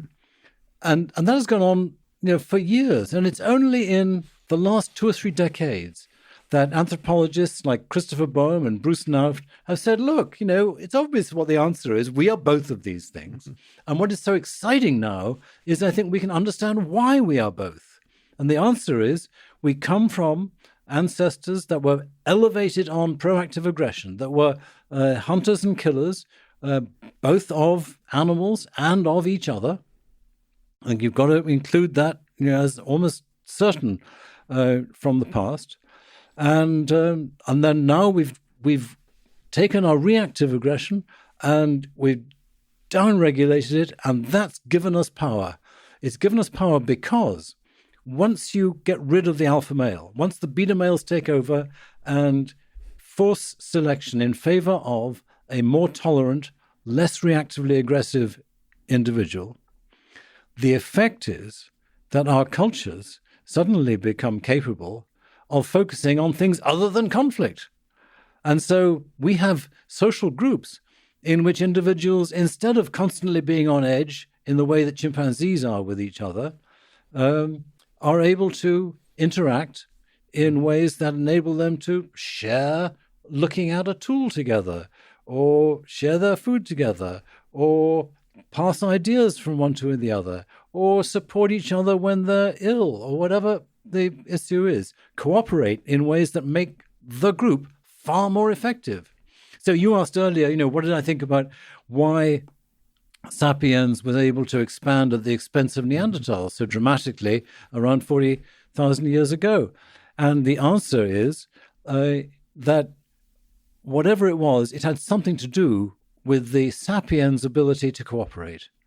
That was what gave them bigger groups. That's what enabled them to have a far more effective way of living. And I suspect it was to do with weapons and military aspects. But even if it wasn't that, the greater cooperation that Sapiens were showing would have been hugely important. Mm-hmm. So Sapiens then had groups of, who knows exactly how big they were, but scores of people to judge from their remains, whereas Neanderthals were living in widely separated small groups of, maybe as many as 15 or 20 people sometimes, where they saw others so rarely that they were inbreeding at high levels, fathers having babies with their daughters. Mm-hmm. Very different world. Very different world. And that's probably what our world was like before we got Sapiens. And it's fascinating that there was that kind of violence against... So once you get rid of the alpha males, you have now the freedom to have kindness amongst the beta males. Like not kindness, but collaboration. That's the better word. Yes. Right, much more cooperation, not just among the males, but among the beta males, but also among the gamma males and the females. Yeah. I don't know what a gamma male is, but I imagine there's a whole alphabet. Well, I don't know about the whole alphabet, but I think the big layers are the married men, and the unmarried men. Because the married men had a problem with the unmarried men. right? I mean, you see it in ethnographies of hunters and gatherers recently, where the unmarried men would be given rules, such as, I mean, a very extreme rule in northern Australia was you cannot come to the camp for months. You have to go away and live somewhere out in the bush. Yes. Because we don't want you anywhere near our wives.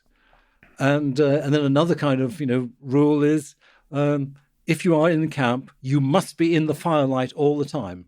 Otherwise, we don't know what you're doing out in the dark. So there were real efforts to control them because the men who had lots of wives did not want those horrid bachelors sneaking around the place. Yep. I love this.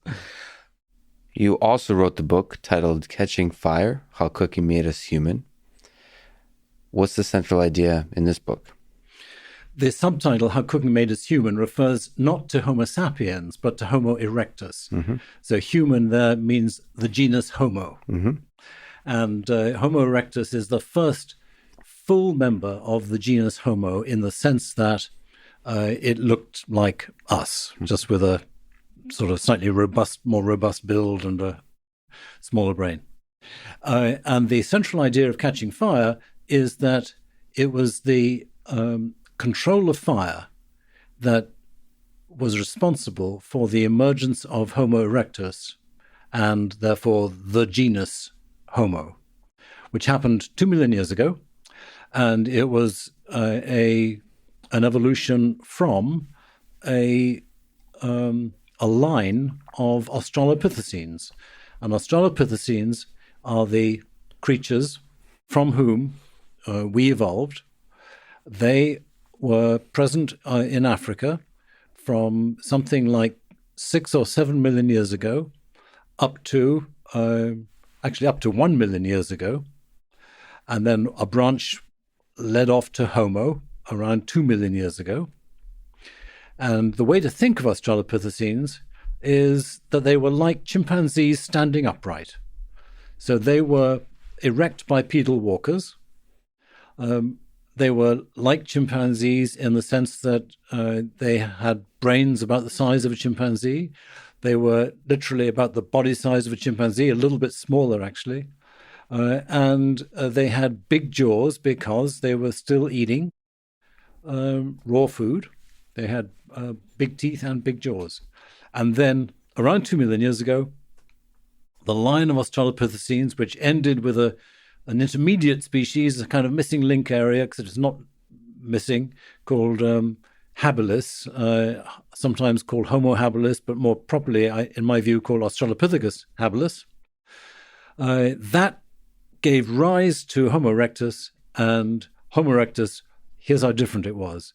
It had a smaller mouth, a smaller jaw, smaller teeth, and to judge from its ribs and pelvis, smaller gut. In addition, it had lost what Australopithecines all had, which was adaptations for climbing in the trees. And that meant that Homo erectus must have slept on the ground. And since it slept on the ground, it should have been able to defend itself somehow against predators. And I can't think of any way that they could have done that unless they had fire. So there are two major clues to why it was with Homo erectus that our ancestors first acquired the control of fire. One is the fact that they were clearly not sleeping in trees in the way that chimpanzees and gorillas and bonobos and all the other primates do. And the other is that there was this striking reduction throughout the gut, reduction in size of the mouth and the chewing apparatus, and in the gut itself. And that conforms to what we see nowadays about humans, which is that our guts are about 2/3 of the size of what they would be if we ate raw food, to judge by the great apes. So at some point in our evolution, we acquired the skill of cooking and skill of controlling fire. At no time between 2 million years ago and the present do we see any changes in our anatomy that can, as it were, justify the enormous change that happens when you are an animal that learns to control fire. But at 2 million years ago, we have exactly what you'd expect, namely the gut's becoming smaller because the food is becoming softer and much more easy to digest, so you don't have to work so hard in your body to digest it. And, as I say, a commitment to sleeping on the ground, which I think you'd be absolutely crazy to do nowadays on a moonless night in the middle of Serengeti unless you had fire. I've slept out quite a lot in various parts of Africa in the bush, and you will not catch me just lying on the ground in an area with lots of predators unless I got a fire with me. You're going to get eaten. You're going to get terrified and you're going to get eaten. Okay. So there's a million questions I want to ask. So one, is it very naturally coupled, the discovery of controlled fire and cooking with fire? Is that an obvious leap? Well, here's what we know. We know that all the animals that we've tested like to eat their food cooked more than they like it raw. Okay. So this is true for all the great apes. We've tested them. That's fascinating, by the way. Why is that? Oh, that's just like a property of food, I suppose. Yes, I think what it is that animals are always looking for any kind of way to get food that is easier to digest. And there are various signals in the food, such as the amount of sugar there, the amount of free amino acids, because the amino acids can be tasted, and the physical qualities of the food be particularly important, how tough the food is. Always prefer softer food, provided it feels safe, it tastes safe. And these kinds of sensory cues are all there in cooked food. It's soft. It doesn't have so many toxins. It's not so noxious to taste. Easier to chew.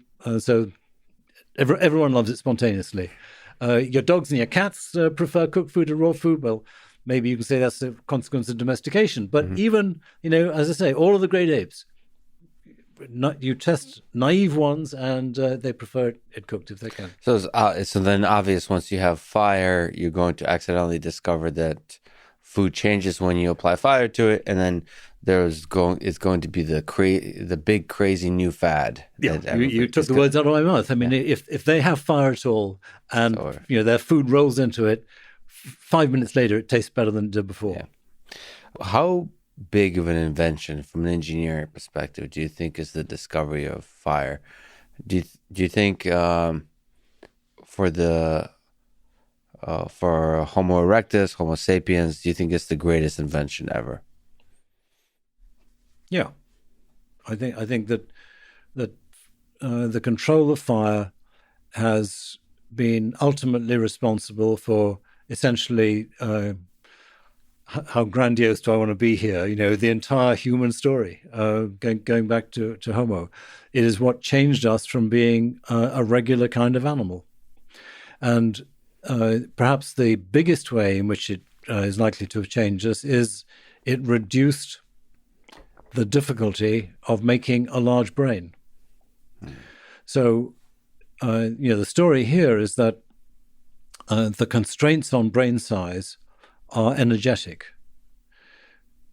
You and I have brains that are something like 2.5% of our body weight.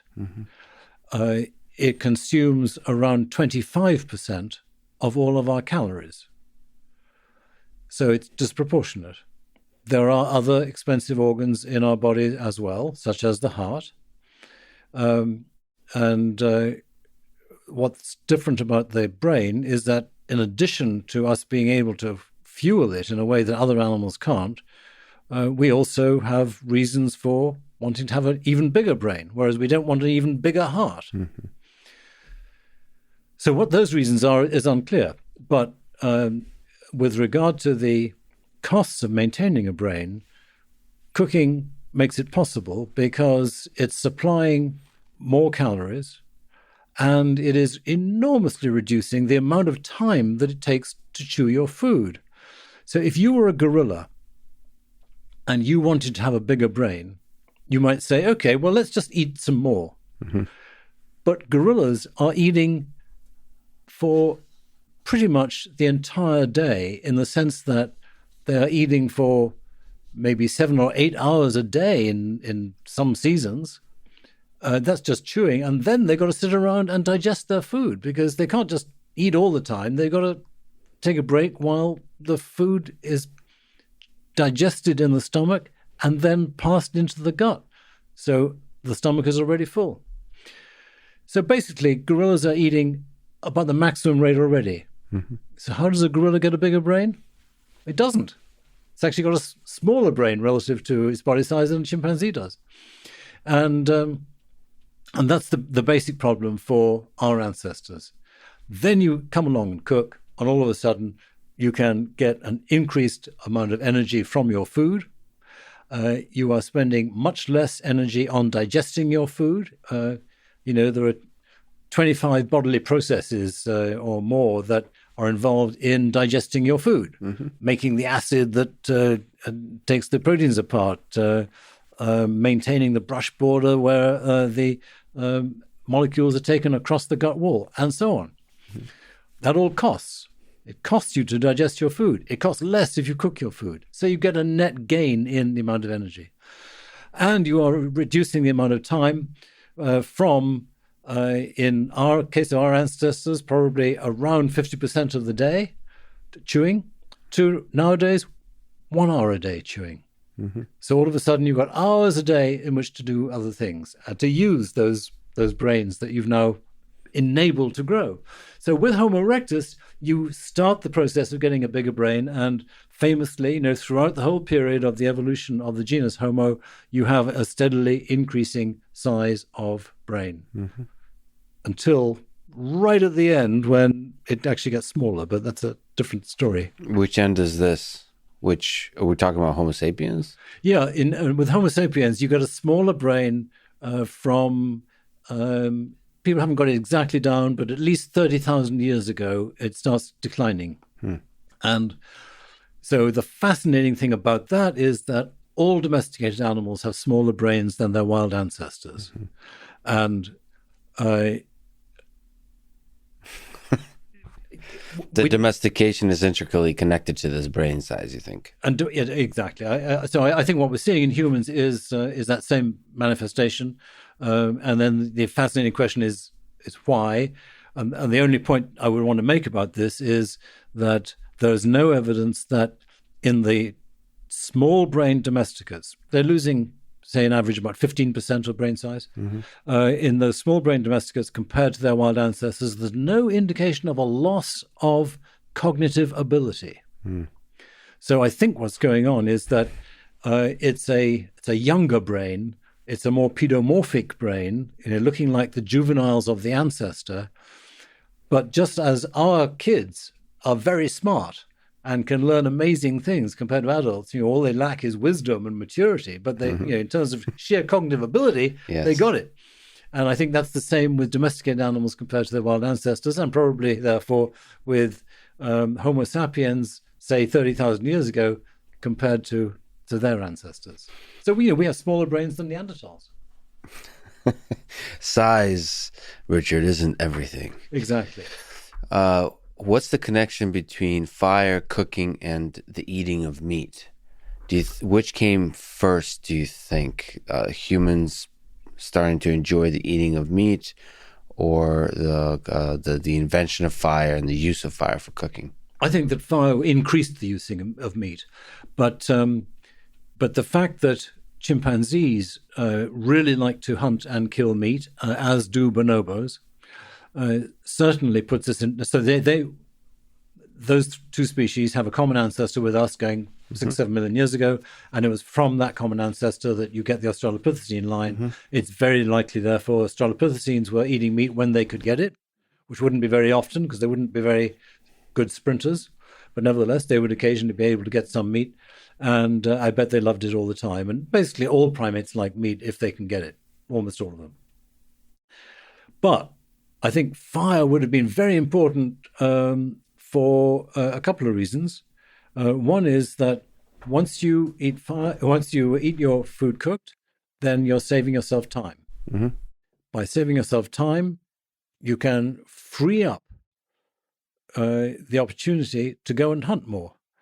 Because hunting is a high-risk, high-gain activity. There's every risk that you will get nothing on one particular afternoon that you go off looking for opportunities to kill. Mm-hmm. But it's high gain because when you do get something, you bring down a kudu, then you've got a serious amount of meat. What did males and females do with the time they were saving from not having to chew their food? I think that in the case of males, it's very reasonable to think they spent a greatly increased amount of time hunting. Mm-hmm. So chimpanzees, they hunt maybe 2 or 3 times a month, and the average hunt length is 20 minutes. With humans, they're hunting maybe 20 times a month, and the average hunt length is 6 hours. So Wow. it's a huge difference. Yeah. So, and that's possible because the time was available, because they were cooking. Less chewing, more hunting. You got it. The other thing is that the meat is so much nicer. Yeah. So when a chimpanzee kills a monkey, and I mean, they are so excited about killing a monkey. They are so excited about going into the hunt, and when they make the kill, then there's screams everywhere, and some try to seize it and capture it and take it away from the others, and eventually the strongest one has it, and the others sit around begging and trying to get some and tear it off, and so they all love it. Mm-hmm. There are others who he often goes to the top of a tree in order to be able to get away from all of these beggars and scavengers. Mm-hmm. And while he's there, drops of blood or little scraps fall down to the bottom, and the junior members of society, the females and young and that sort of thing, they are racing through to find a particular leaf that's got a drop of blood on it so they can lick it. I mean, they love it. But yes, it takes them a lot of time to chew it. I mean, it's the same thing as for cooked food in general. So they are getting meat very slowly into their bodies. And there sometimes comes a time when they just say, I've had enough of this, I need real food. And they'll drop the meat and go off and eat fruit again, because they can get fruit into their bodies so much faster than they can get meat. So once they're cooking, that problem is solved, and they can eat the meat just much more readily. So I think that meat eating will become important for 2 reasons with cooking. So the key, not to oversimplify, but the key moments in human history are with the Homo erectus, the discovery of fire and the use of fire for cooking, and then with Homo sapiens, the beta males killing off the alpha males so that the cooperation can exist, and cooperation leads to communication and language and ideas, the sharing of ideas, that kind of thing. Well, yes, the only thing I would modify on that is that you have to ask, how is it that the beta males were able to kill the alpha male? Right. And we now know that although chimpanzees do kill males within their own group sometimes, it's not a process of killing the alpha male. It's taking advantage of opportunity when some male gets into a bad position, but it's not a systematic ability to kill the alpha male. Mm-hmm. And you can see why, because they don't have language. And without language, it's very difficult to know how confident you can be of the support of others against a particular individual within your own group. Yes. When you're attacking someone from another group, that problem is solved. We all hate those guys. But the alpha male has got alliances within his group. Some of those allies might be willing to turn against him. Some of them might be harboring deep feelings of resentment. But how does anyone else know that? So in other words, I think that you have to have some kind of language that is pretty good to solve the problems of gaining confidence that 5 of you, say, or some number, can trust each other in this final attack. And even nowadays, it's difficult. You mentioned Stalin. It's like, why was everybody terrified? Any dictator that takes control, why is all of us as individuals terrified when there's millions of us? That's right. And so, like that, we lack the language because our basic psychology of fear overtakes us. Like, who can we talk to? Who can we talk to and not get killed ourselves? Exactly. That's right. But yeah, do you have this intuition that some kind of language was developing along with this process of beta males taking over? Yes, yes. I mean, once you have sufficient language to be able to have the beta males conspiring to kill the alpha male, then you have selection in favor of cooperation and tolerance, as we spoke about. And at that point, there will be increased ability to communicate, and the language will get richer and better and better. So, yes, absolutely. Positive feedback loop once you get the situation started. Can you maybe comment on the full complexity and richness of the human mind through this process? We've been casually saying cooking, and fire, and beta males leading to cooperation. But how does the beauty of the human mind emerge from all of this? Is there other further steps we need to understand? Or is it as simple as this language emerging from taking over the alpha male and the cooperation? Or am I also over romanticizing how amazing the human mind is? Is it just like one small step in a long journey of evolution? Well, if the beauty of the human mind is the ability of us all to be creative, to explore, that's one kind of beauty. Another kind of beauty is the empathy that we can show, and we think of that as beautiful because it is a kind of rare and special ability compared to the sort of ordinary selfishness that can commonly predominate. I suppose we have to think of different sources for those two types. Mm-hmm.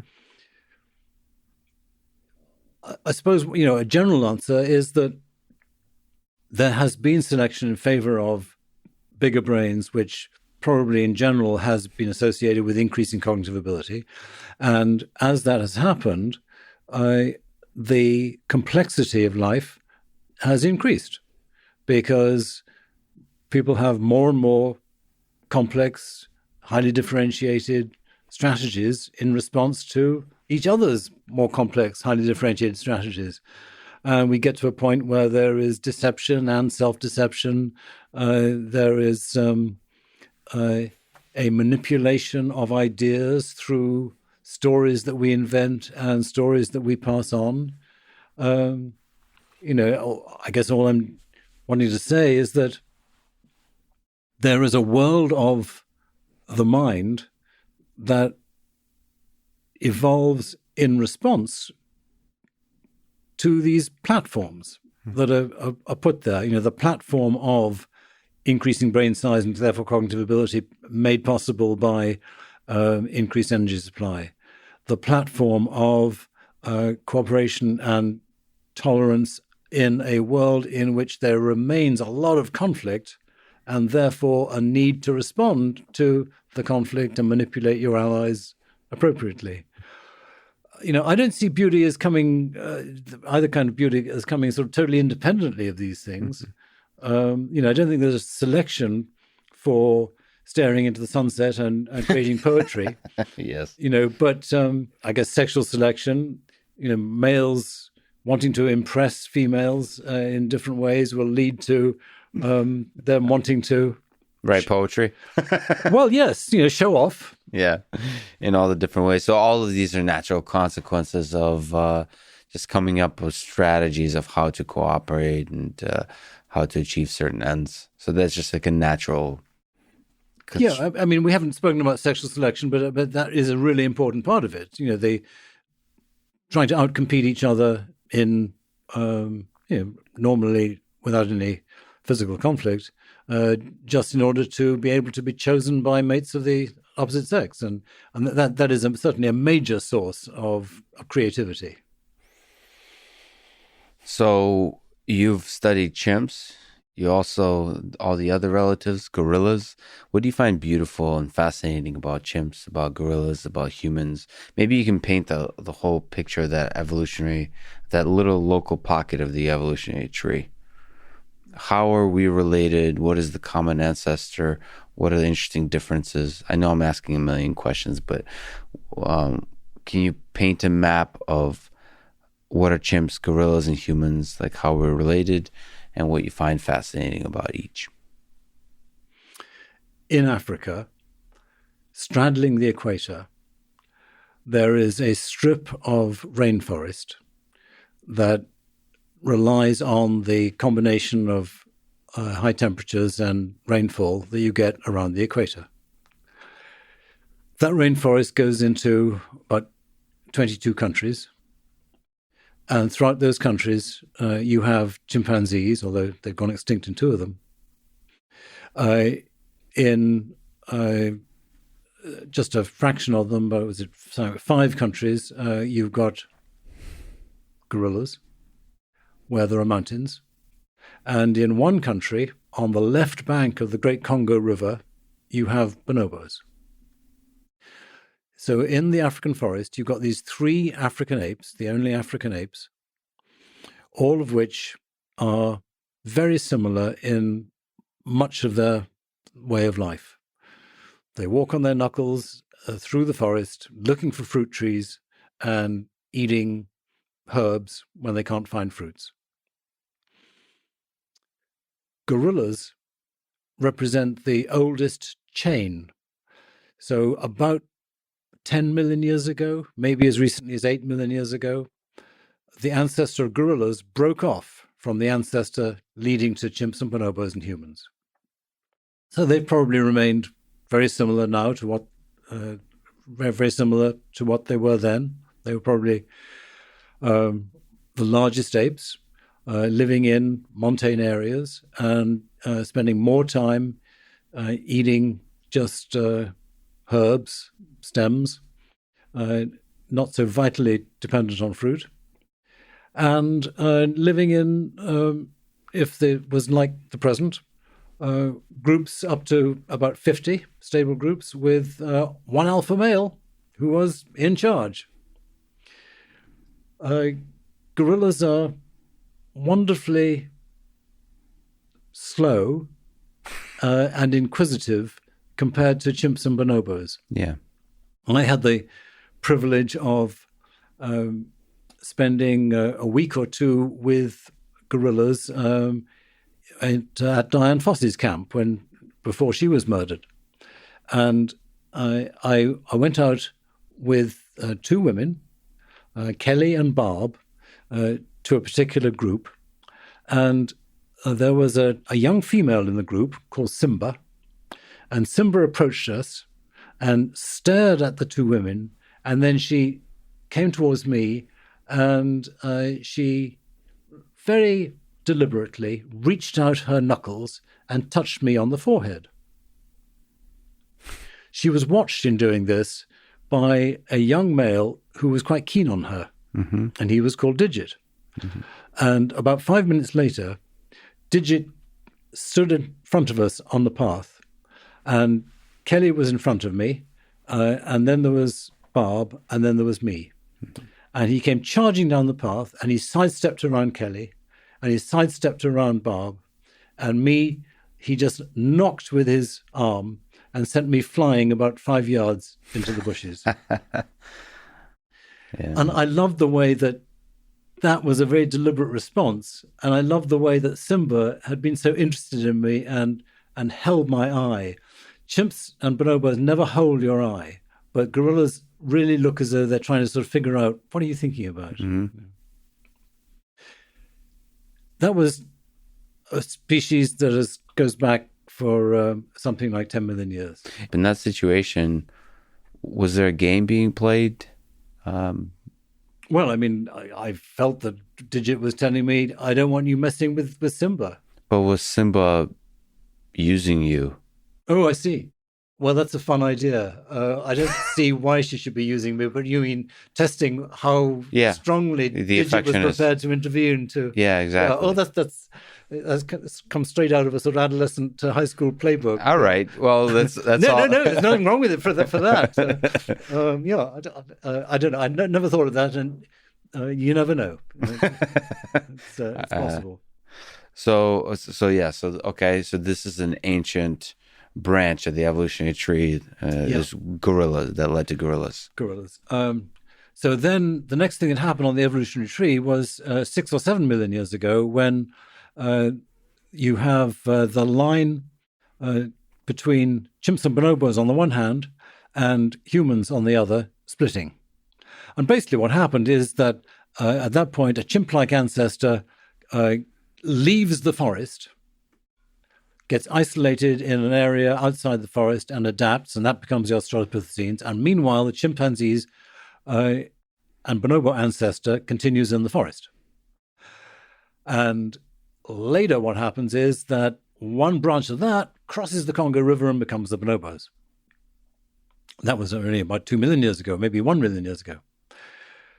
Now, the chimps that remained in the forest throughout this time and occupied all the countries across from west to east Africa now, again, we assume that they're pretty similar to the ones that live nowadays, where there's some variation from west to east.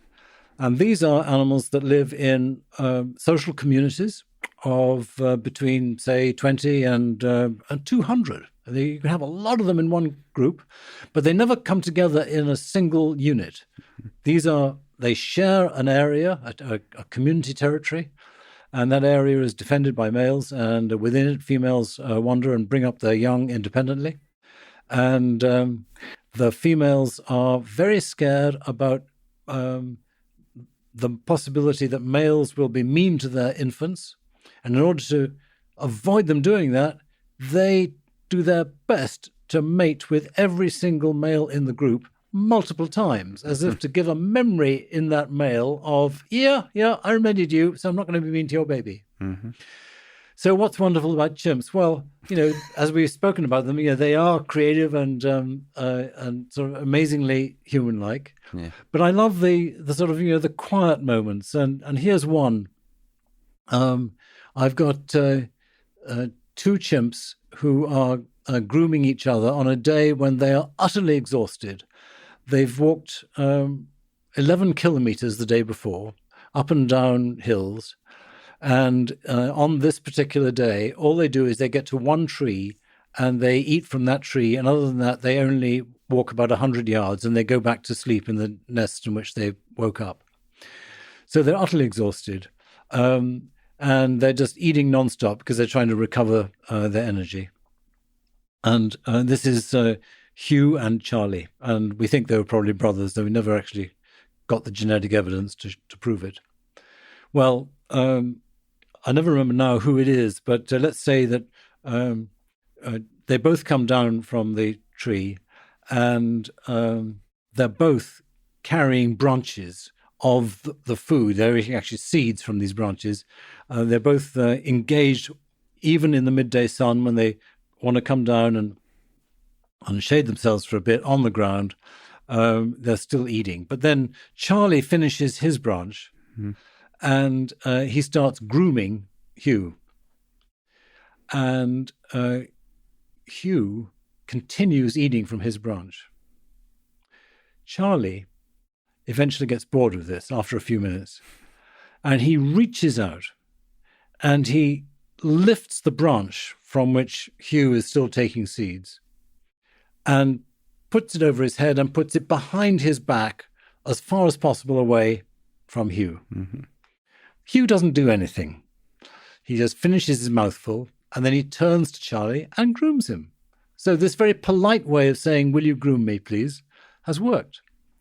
Then Hugh grooms around Charlie's back and around to the right side and then down his arm to a point where he can reach the branch again.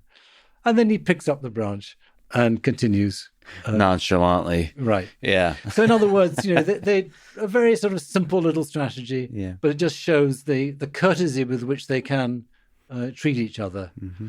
And, the days I love with chimps are when you see that sort of thing, or when you see mothers just lying in a sunlit patch in the forest with their babies bouncing on top of them, just having a wonderful, peaceful time. And that's what most of their lives are like.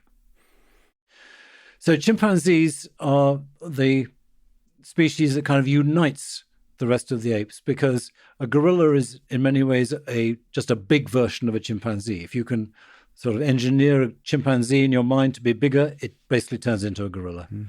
And then bonobos on the left bank of the Congo River are like a domesticated form of chimpanzee, but obviously humans didn't domesticate them, so they're self-domesticated. Mm-hmm. They are less aggressive, and they show all the marks of domestication that domesticated animals do compared to wild animals in their bones. Mm-hmm. So they have reduced differences between males and females, in which the males are more like females. They have smaller brains, they have shorter faces, smaller teeth, and smaller bodies. All the things that domesticated animals show. And bonobos live in this environment in a strikingly peaceful way compared to the chimpanzees. There's no indication that they will have these aggressive kills, and enough data now to show that there's a statistical difference in the frequency with which it would happen. And bonobos are famously erotic. The females have enlarged sexual parts, mm-hmm. Which swell to particularly large size compared to the female chimpanzees. And the females have a lot of interactions with each other in which they excitedly rub their clitorises together and appear to have orgasms. And wow. These occur in the context of some kind of social tension. And they sometimes happen before, they sometimes happen after the social tension, and they seem to be devices, these interactions, for ensuring that everyone's friends and reducing the chances that they're actually going to get into a fight. Just a kind of conflict resolution through sex, or some kind of pleasurable sexual experience. Well, it's often characterized as make love, not war. That's right. Make love, not war. Okay. You mentioned to me offline that you have a deep love for nature. If we look at the world today, how can we ensure that the beautiful parts of nature remain a big part of our lives as human beings, in the way we think about it, in the way we also keep it around, preserve it? We keep it part of our minds and part of our world. It's a very difficult question, because every time there is a conflict between conservation of a natural habitat and allowing people to get that little bit of extra food for their babies, then naturally the tendency is for the humans to win. And so we have this steady erosion in the face of tremendous efforts to conserve nature. We have a continuing steady erosion of habitats and all the species, and the numbers are always in the wrong direction. Occasionally you get sort of wonderful little examples of something being saved, but the overall trend is clear. And it's very difficult to see how one can ever escape that, because it's not human. Now that we are essentially a single tribe, to want to save an elephant if it means killing 20 humans. So I think the only way in which we can really conserve is if we put tremendous effort into conserving the very best representative areas of nature. Often this will be the national parks that already exist.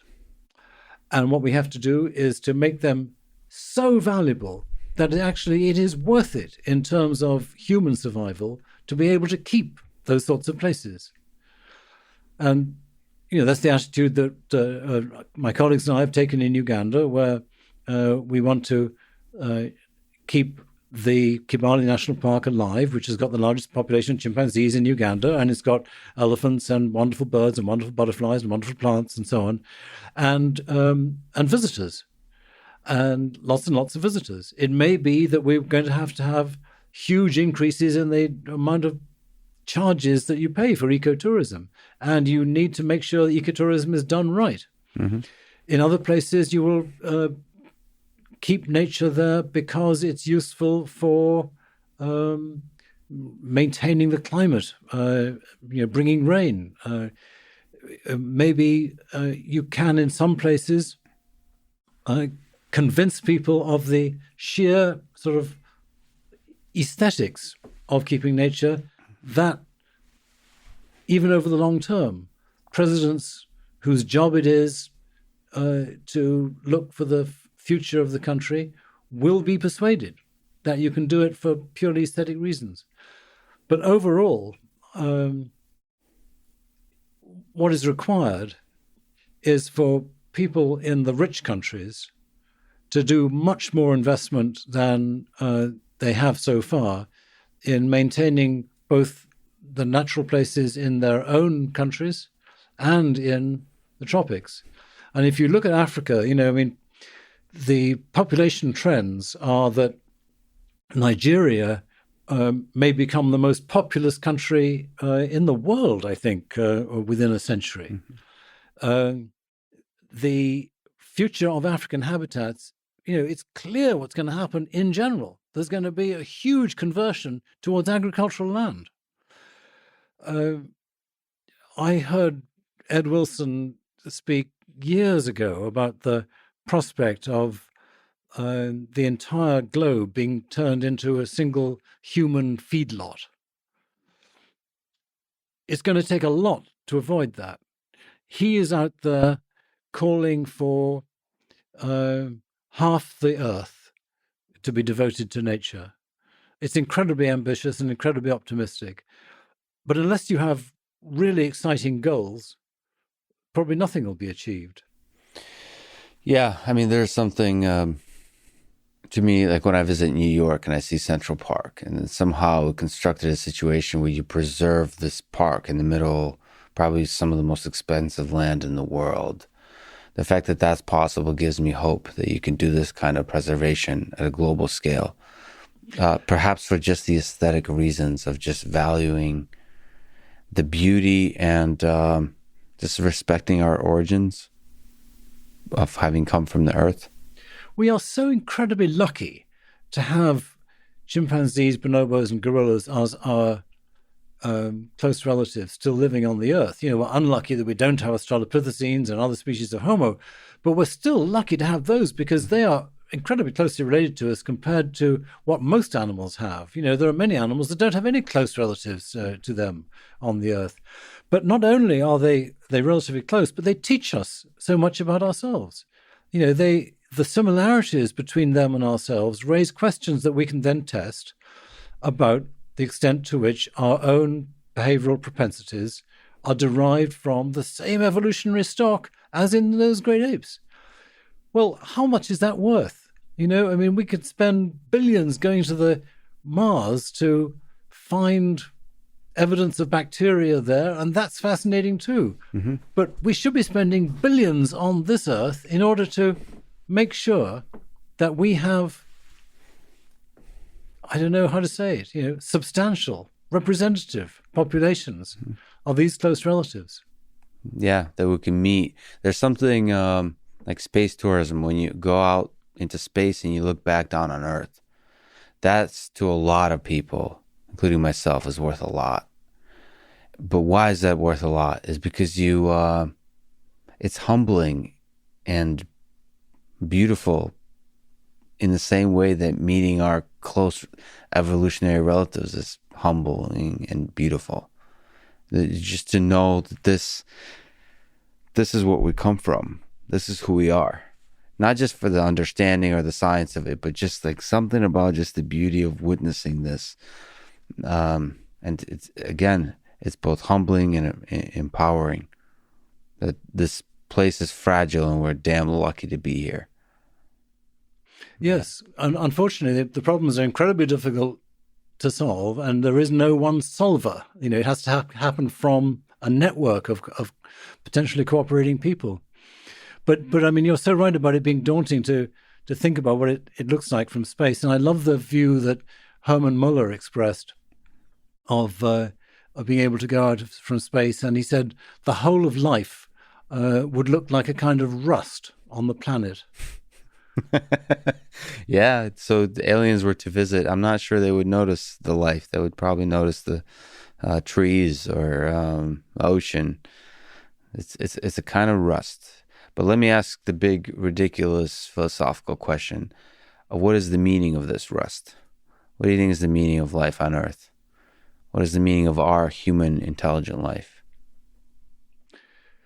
Well, I think it's very clear that we have an evolutionary story that is only getting challenged around the edges. We have a very clear understanding of the evolution of life, and the meaning is, we are here as a consequence of materialistic processes that began, in our sense, with the establishment of the Earth 4.5 billion years ago, whatever it was, and then water and oxygen and so on. We are the astonishing consequence of the evolution of cells and multicellular organisms. The word random is the wrong word to use unless you understand what it means. It didn't happen by chance, but a lot of random events had to happen to make this possible. Mm-hmm. And those random events, of course, are the production of appropriate mutations. But the meaning of life is there is no meaning. The really big mystery of life is, why is there a universe? And that same why propagates itself through the whole of it, through the whole process of it, for the emergence of planets, the emergence, first of all, of galaxies, of star systems, of planets, of the proteins required to construct the single-cell organisms, and the single-cell organisms becoming complex organisms, and some of the clever fish crawling out onto the land, and the whole of it. And then there's fire. Some clever guy or lady invented fire, and then now here we are. It just does seem, speaking as a human, kind of special that we're able to reflect on the whole thing. Or the whole wonderful story. It's so much more interesting than the stories produced by religion. Yeah, it is. It is beautiful, but it just seems special that us humans are able to write religions and construct stories. Yeah, and right. And also do science. That seems kind of amazing. It seems like the universe is such that it creates beings like us that are able to investigate it. and that's why there's this longing for a why. That's just that's such a beautiful little pocket of complexity created by the universe. It seems like there should be a why, but maybe there's just an infinite number of universes, and this is the one that led to this particular set of humans. Even without an infinite number of universes, I bet there's an infinite number of intelligent beings throughout this universe. Yeah. Now that we know how many planets have the right sort of conditions, which is what, I can't remember, a lot, it's some significant percentage of all planets, then there are apparently billions of planets. And things happen so quickly on Earth. Once you got water, then you got life. And it did not take long for life to evolve in the big scheme of things. And if you look out there, say there's a nearly infinite number of intelligent civilizations, one dimension you could look at is the proclivity to violence they have. And it's interesting to think what level of violence is useful for extending the life of a civilization. So we have a particular set of violence in our history maybe being too peaceful is a problem in the early days. Maybe being too violent, quite obviously, is a problem. So you look at viruses. What kind of viruses on Earth propagate and succeed? If you're too deadly, that's a big problem. If you're not deadly enough, that's also a problem. So, so that is a fascinating exploration of. I don't see any evidence. I don't see where you're coming from when you say that being too peaceful is a problem. Well, because so I'll say it this way: death is a way to get rid of suboptimal solutions. So violence. But there's lots of ways to die without violence. Right. To me, death in itself is violence. And you can, a lot of people that talk about, for example, longevity and disease and all that kind of stuff, they see death is this is the way they talk about it. And it's interesting to philosophically think of it that way. Death is, it's like mass murder that's happening. And it's like people that try to, from a biological perspective, help extend life, they see that you're helping the biggest atrocity in the history of human civilization, from their perspective, is not allocating all our resources to solving death, right? Because death is a kind of violence. It is a kind of murder that we're allowing to be committed on us by nature. And so the flip side of that is death makes way for new life, for new ideas.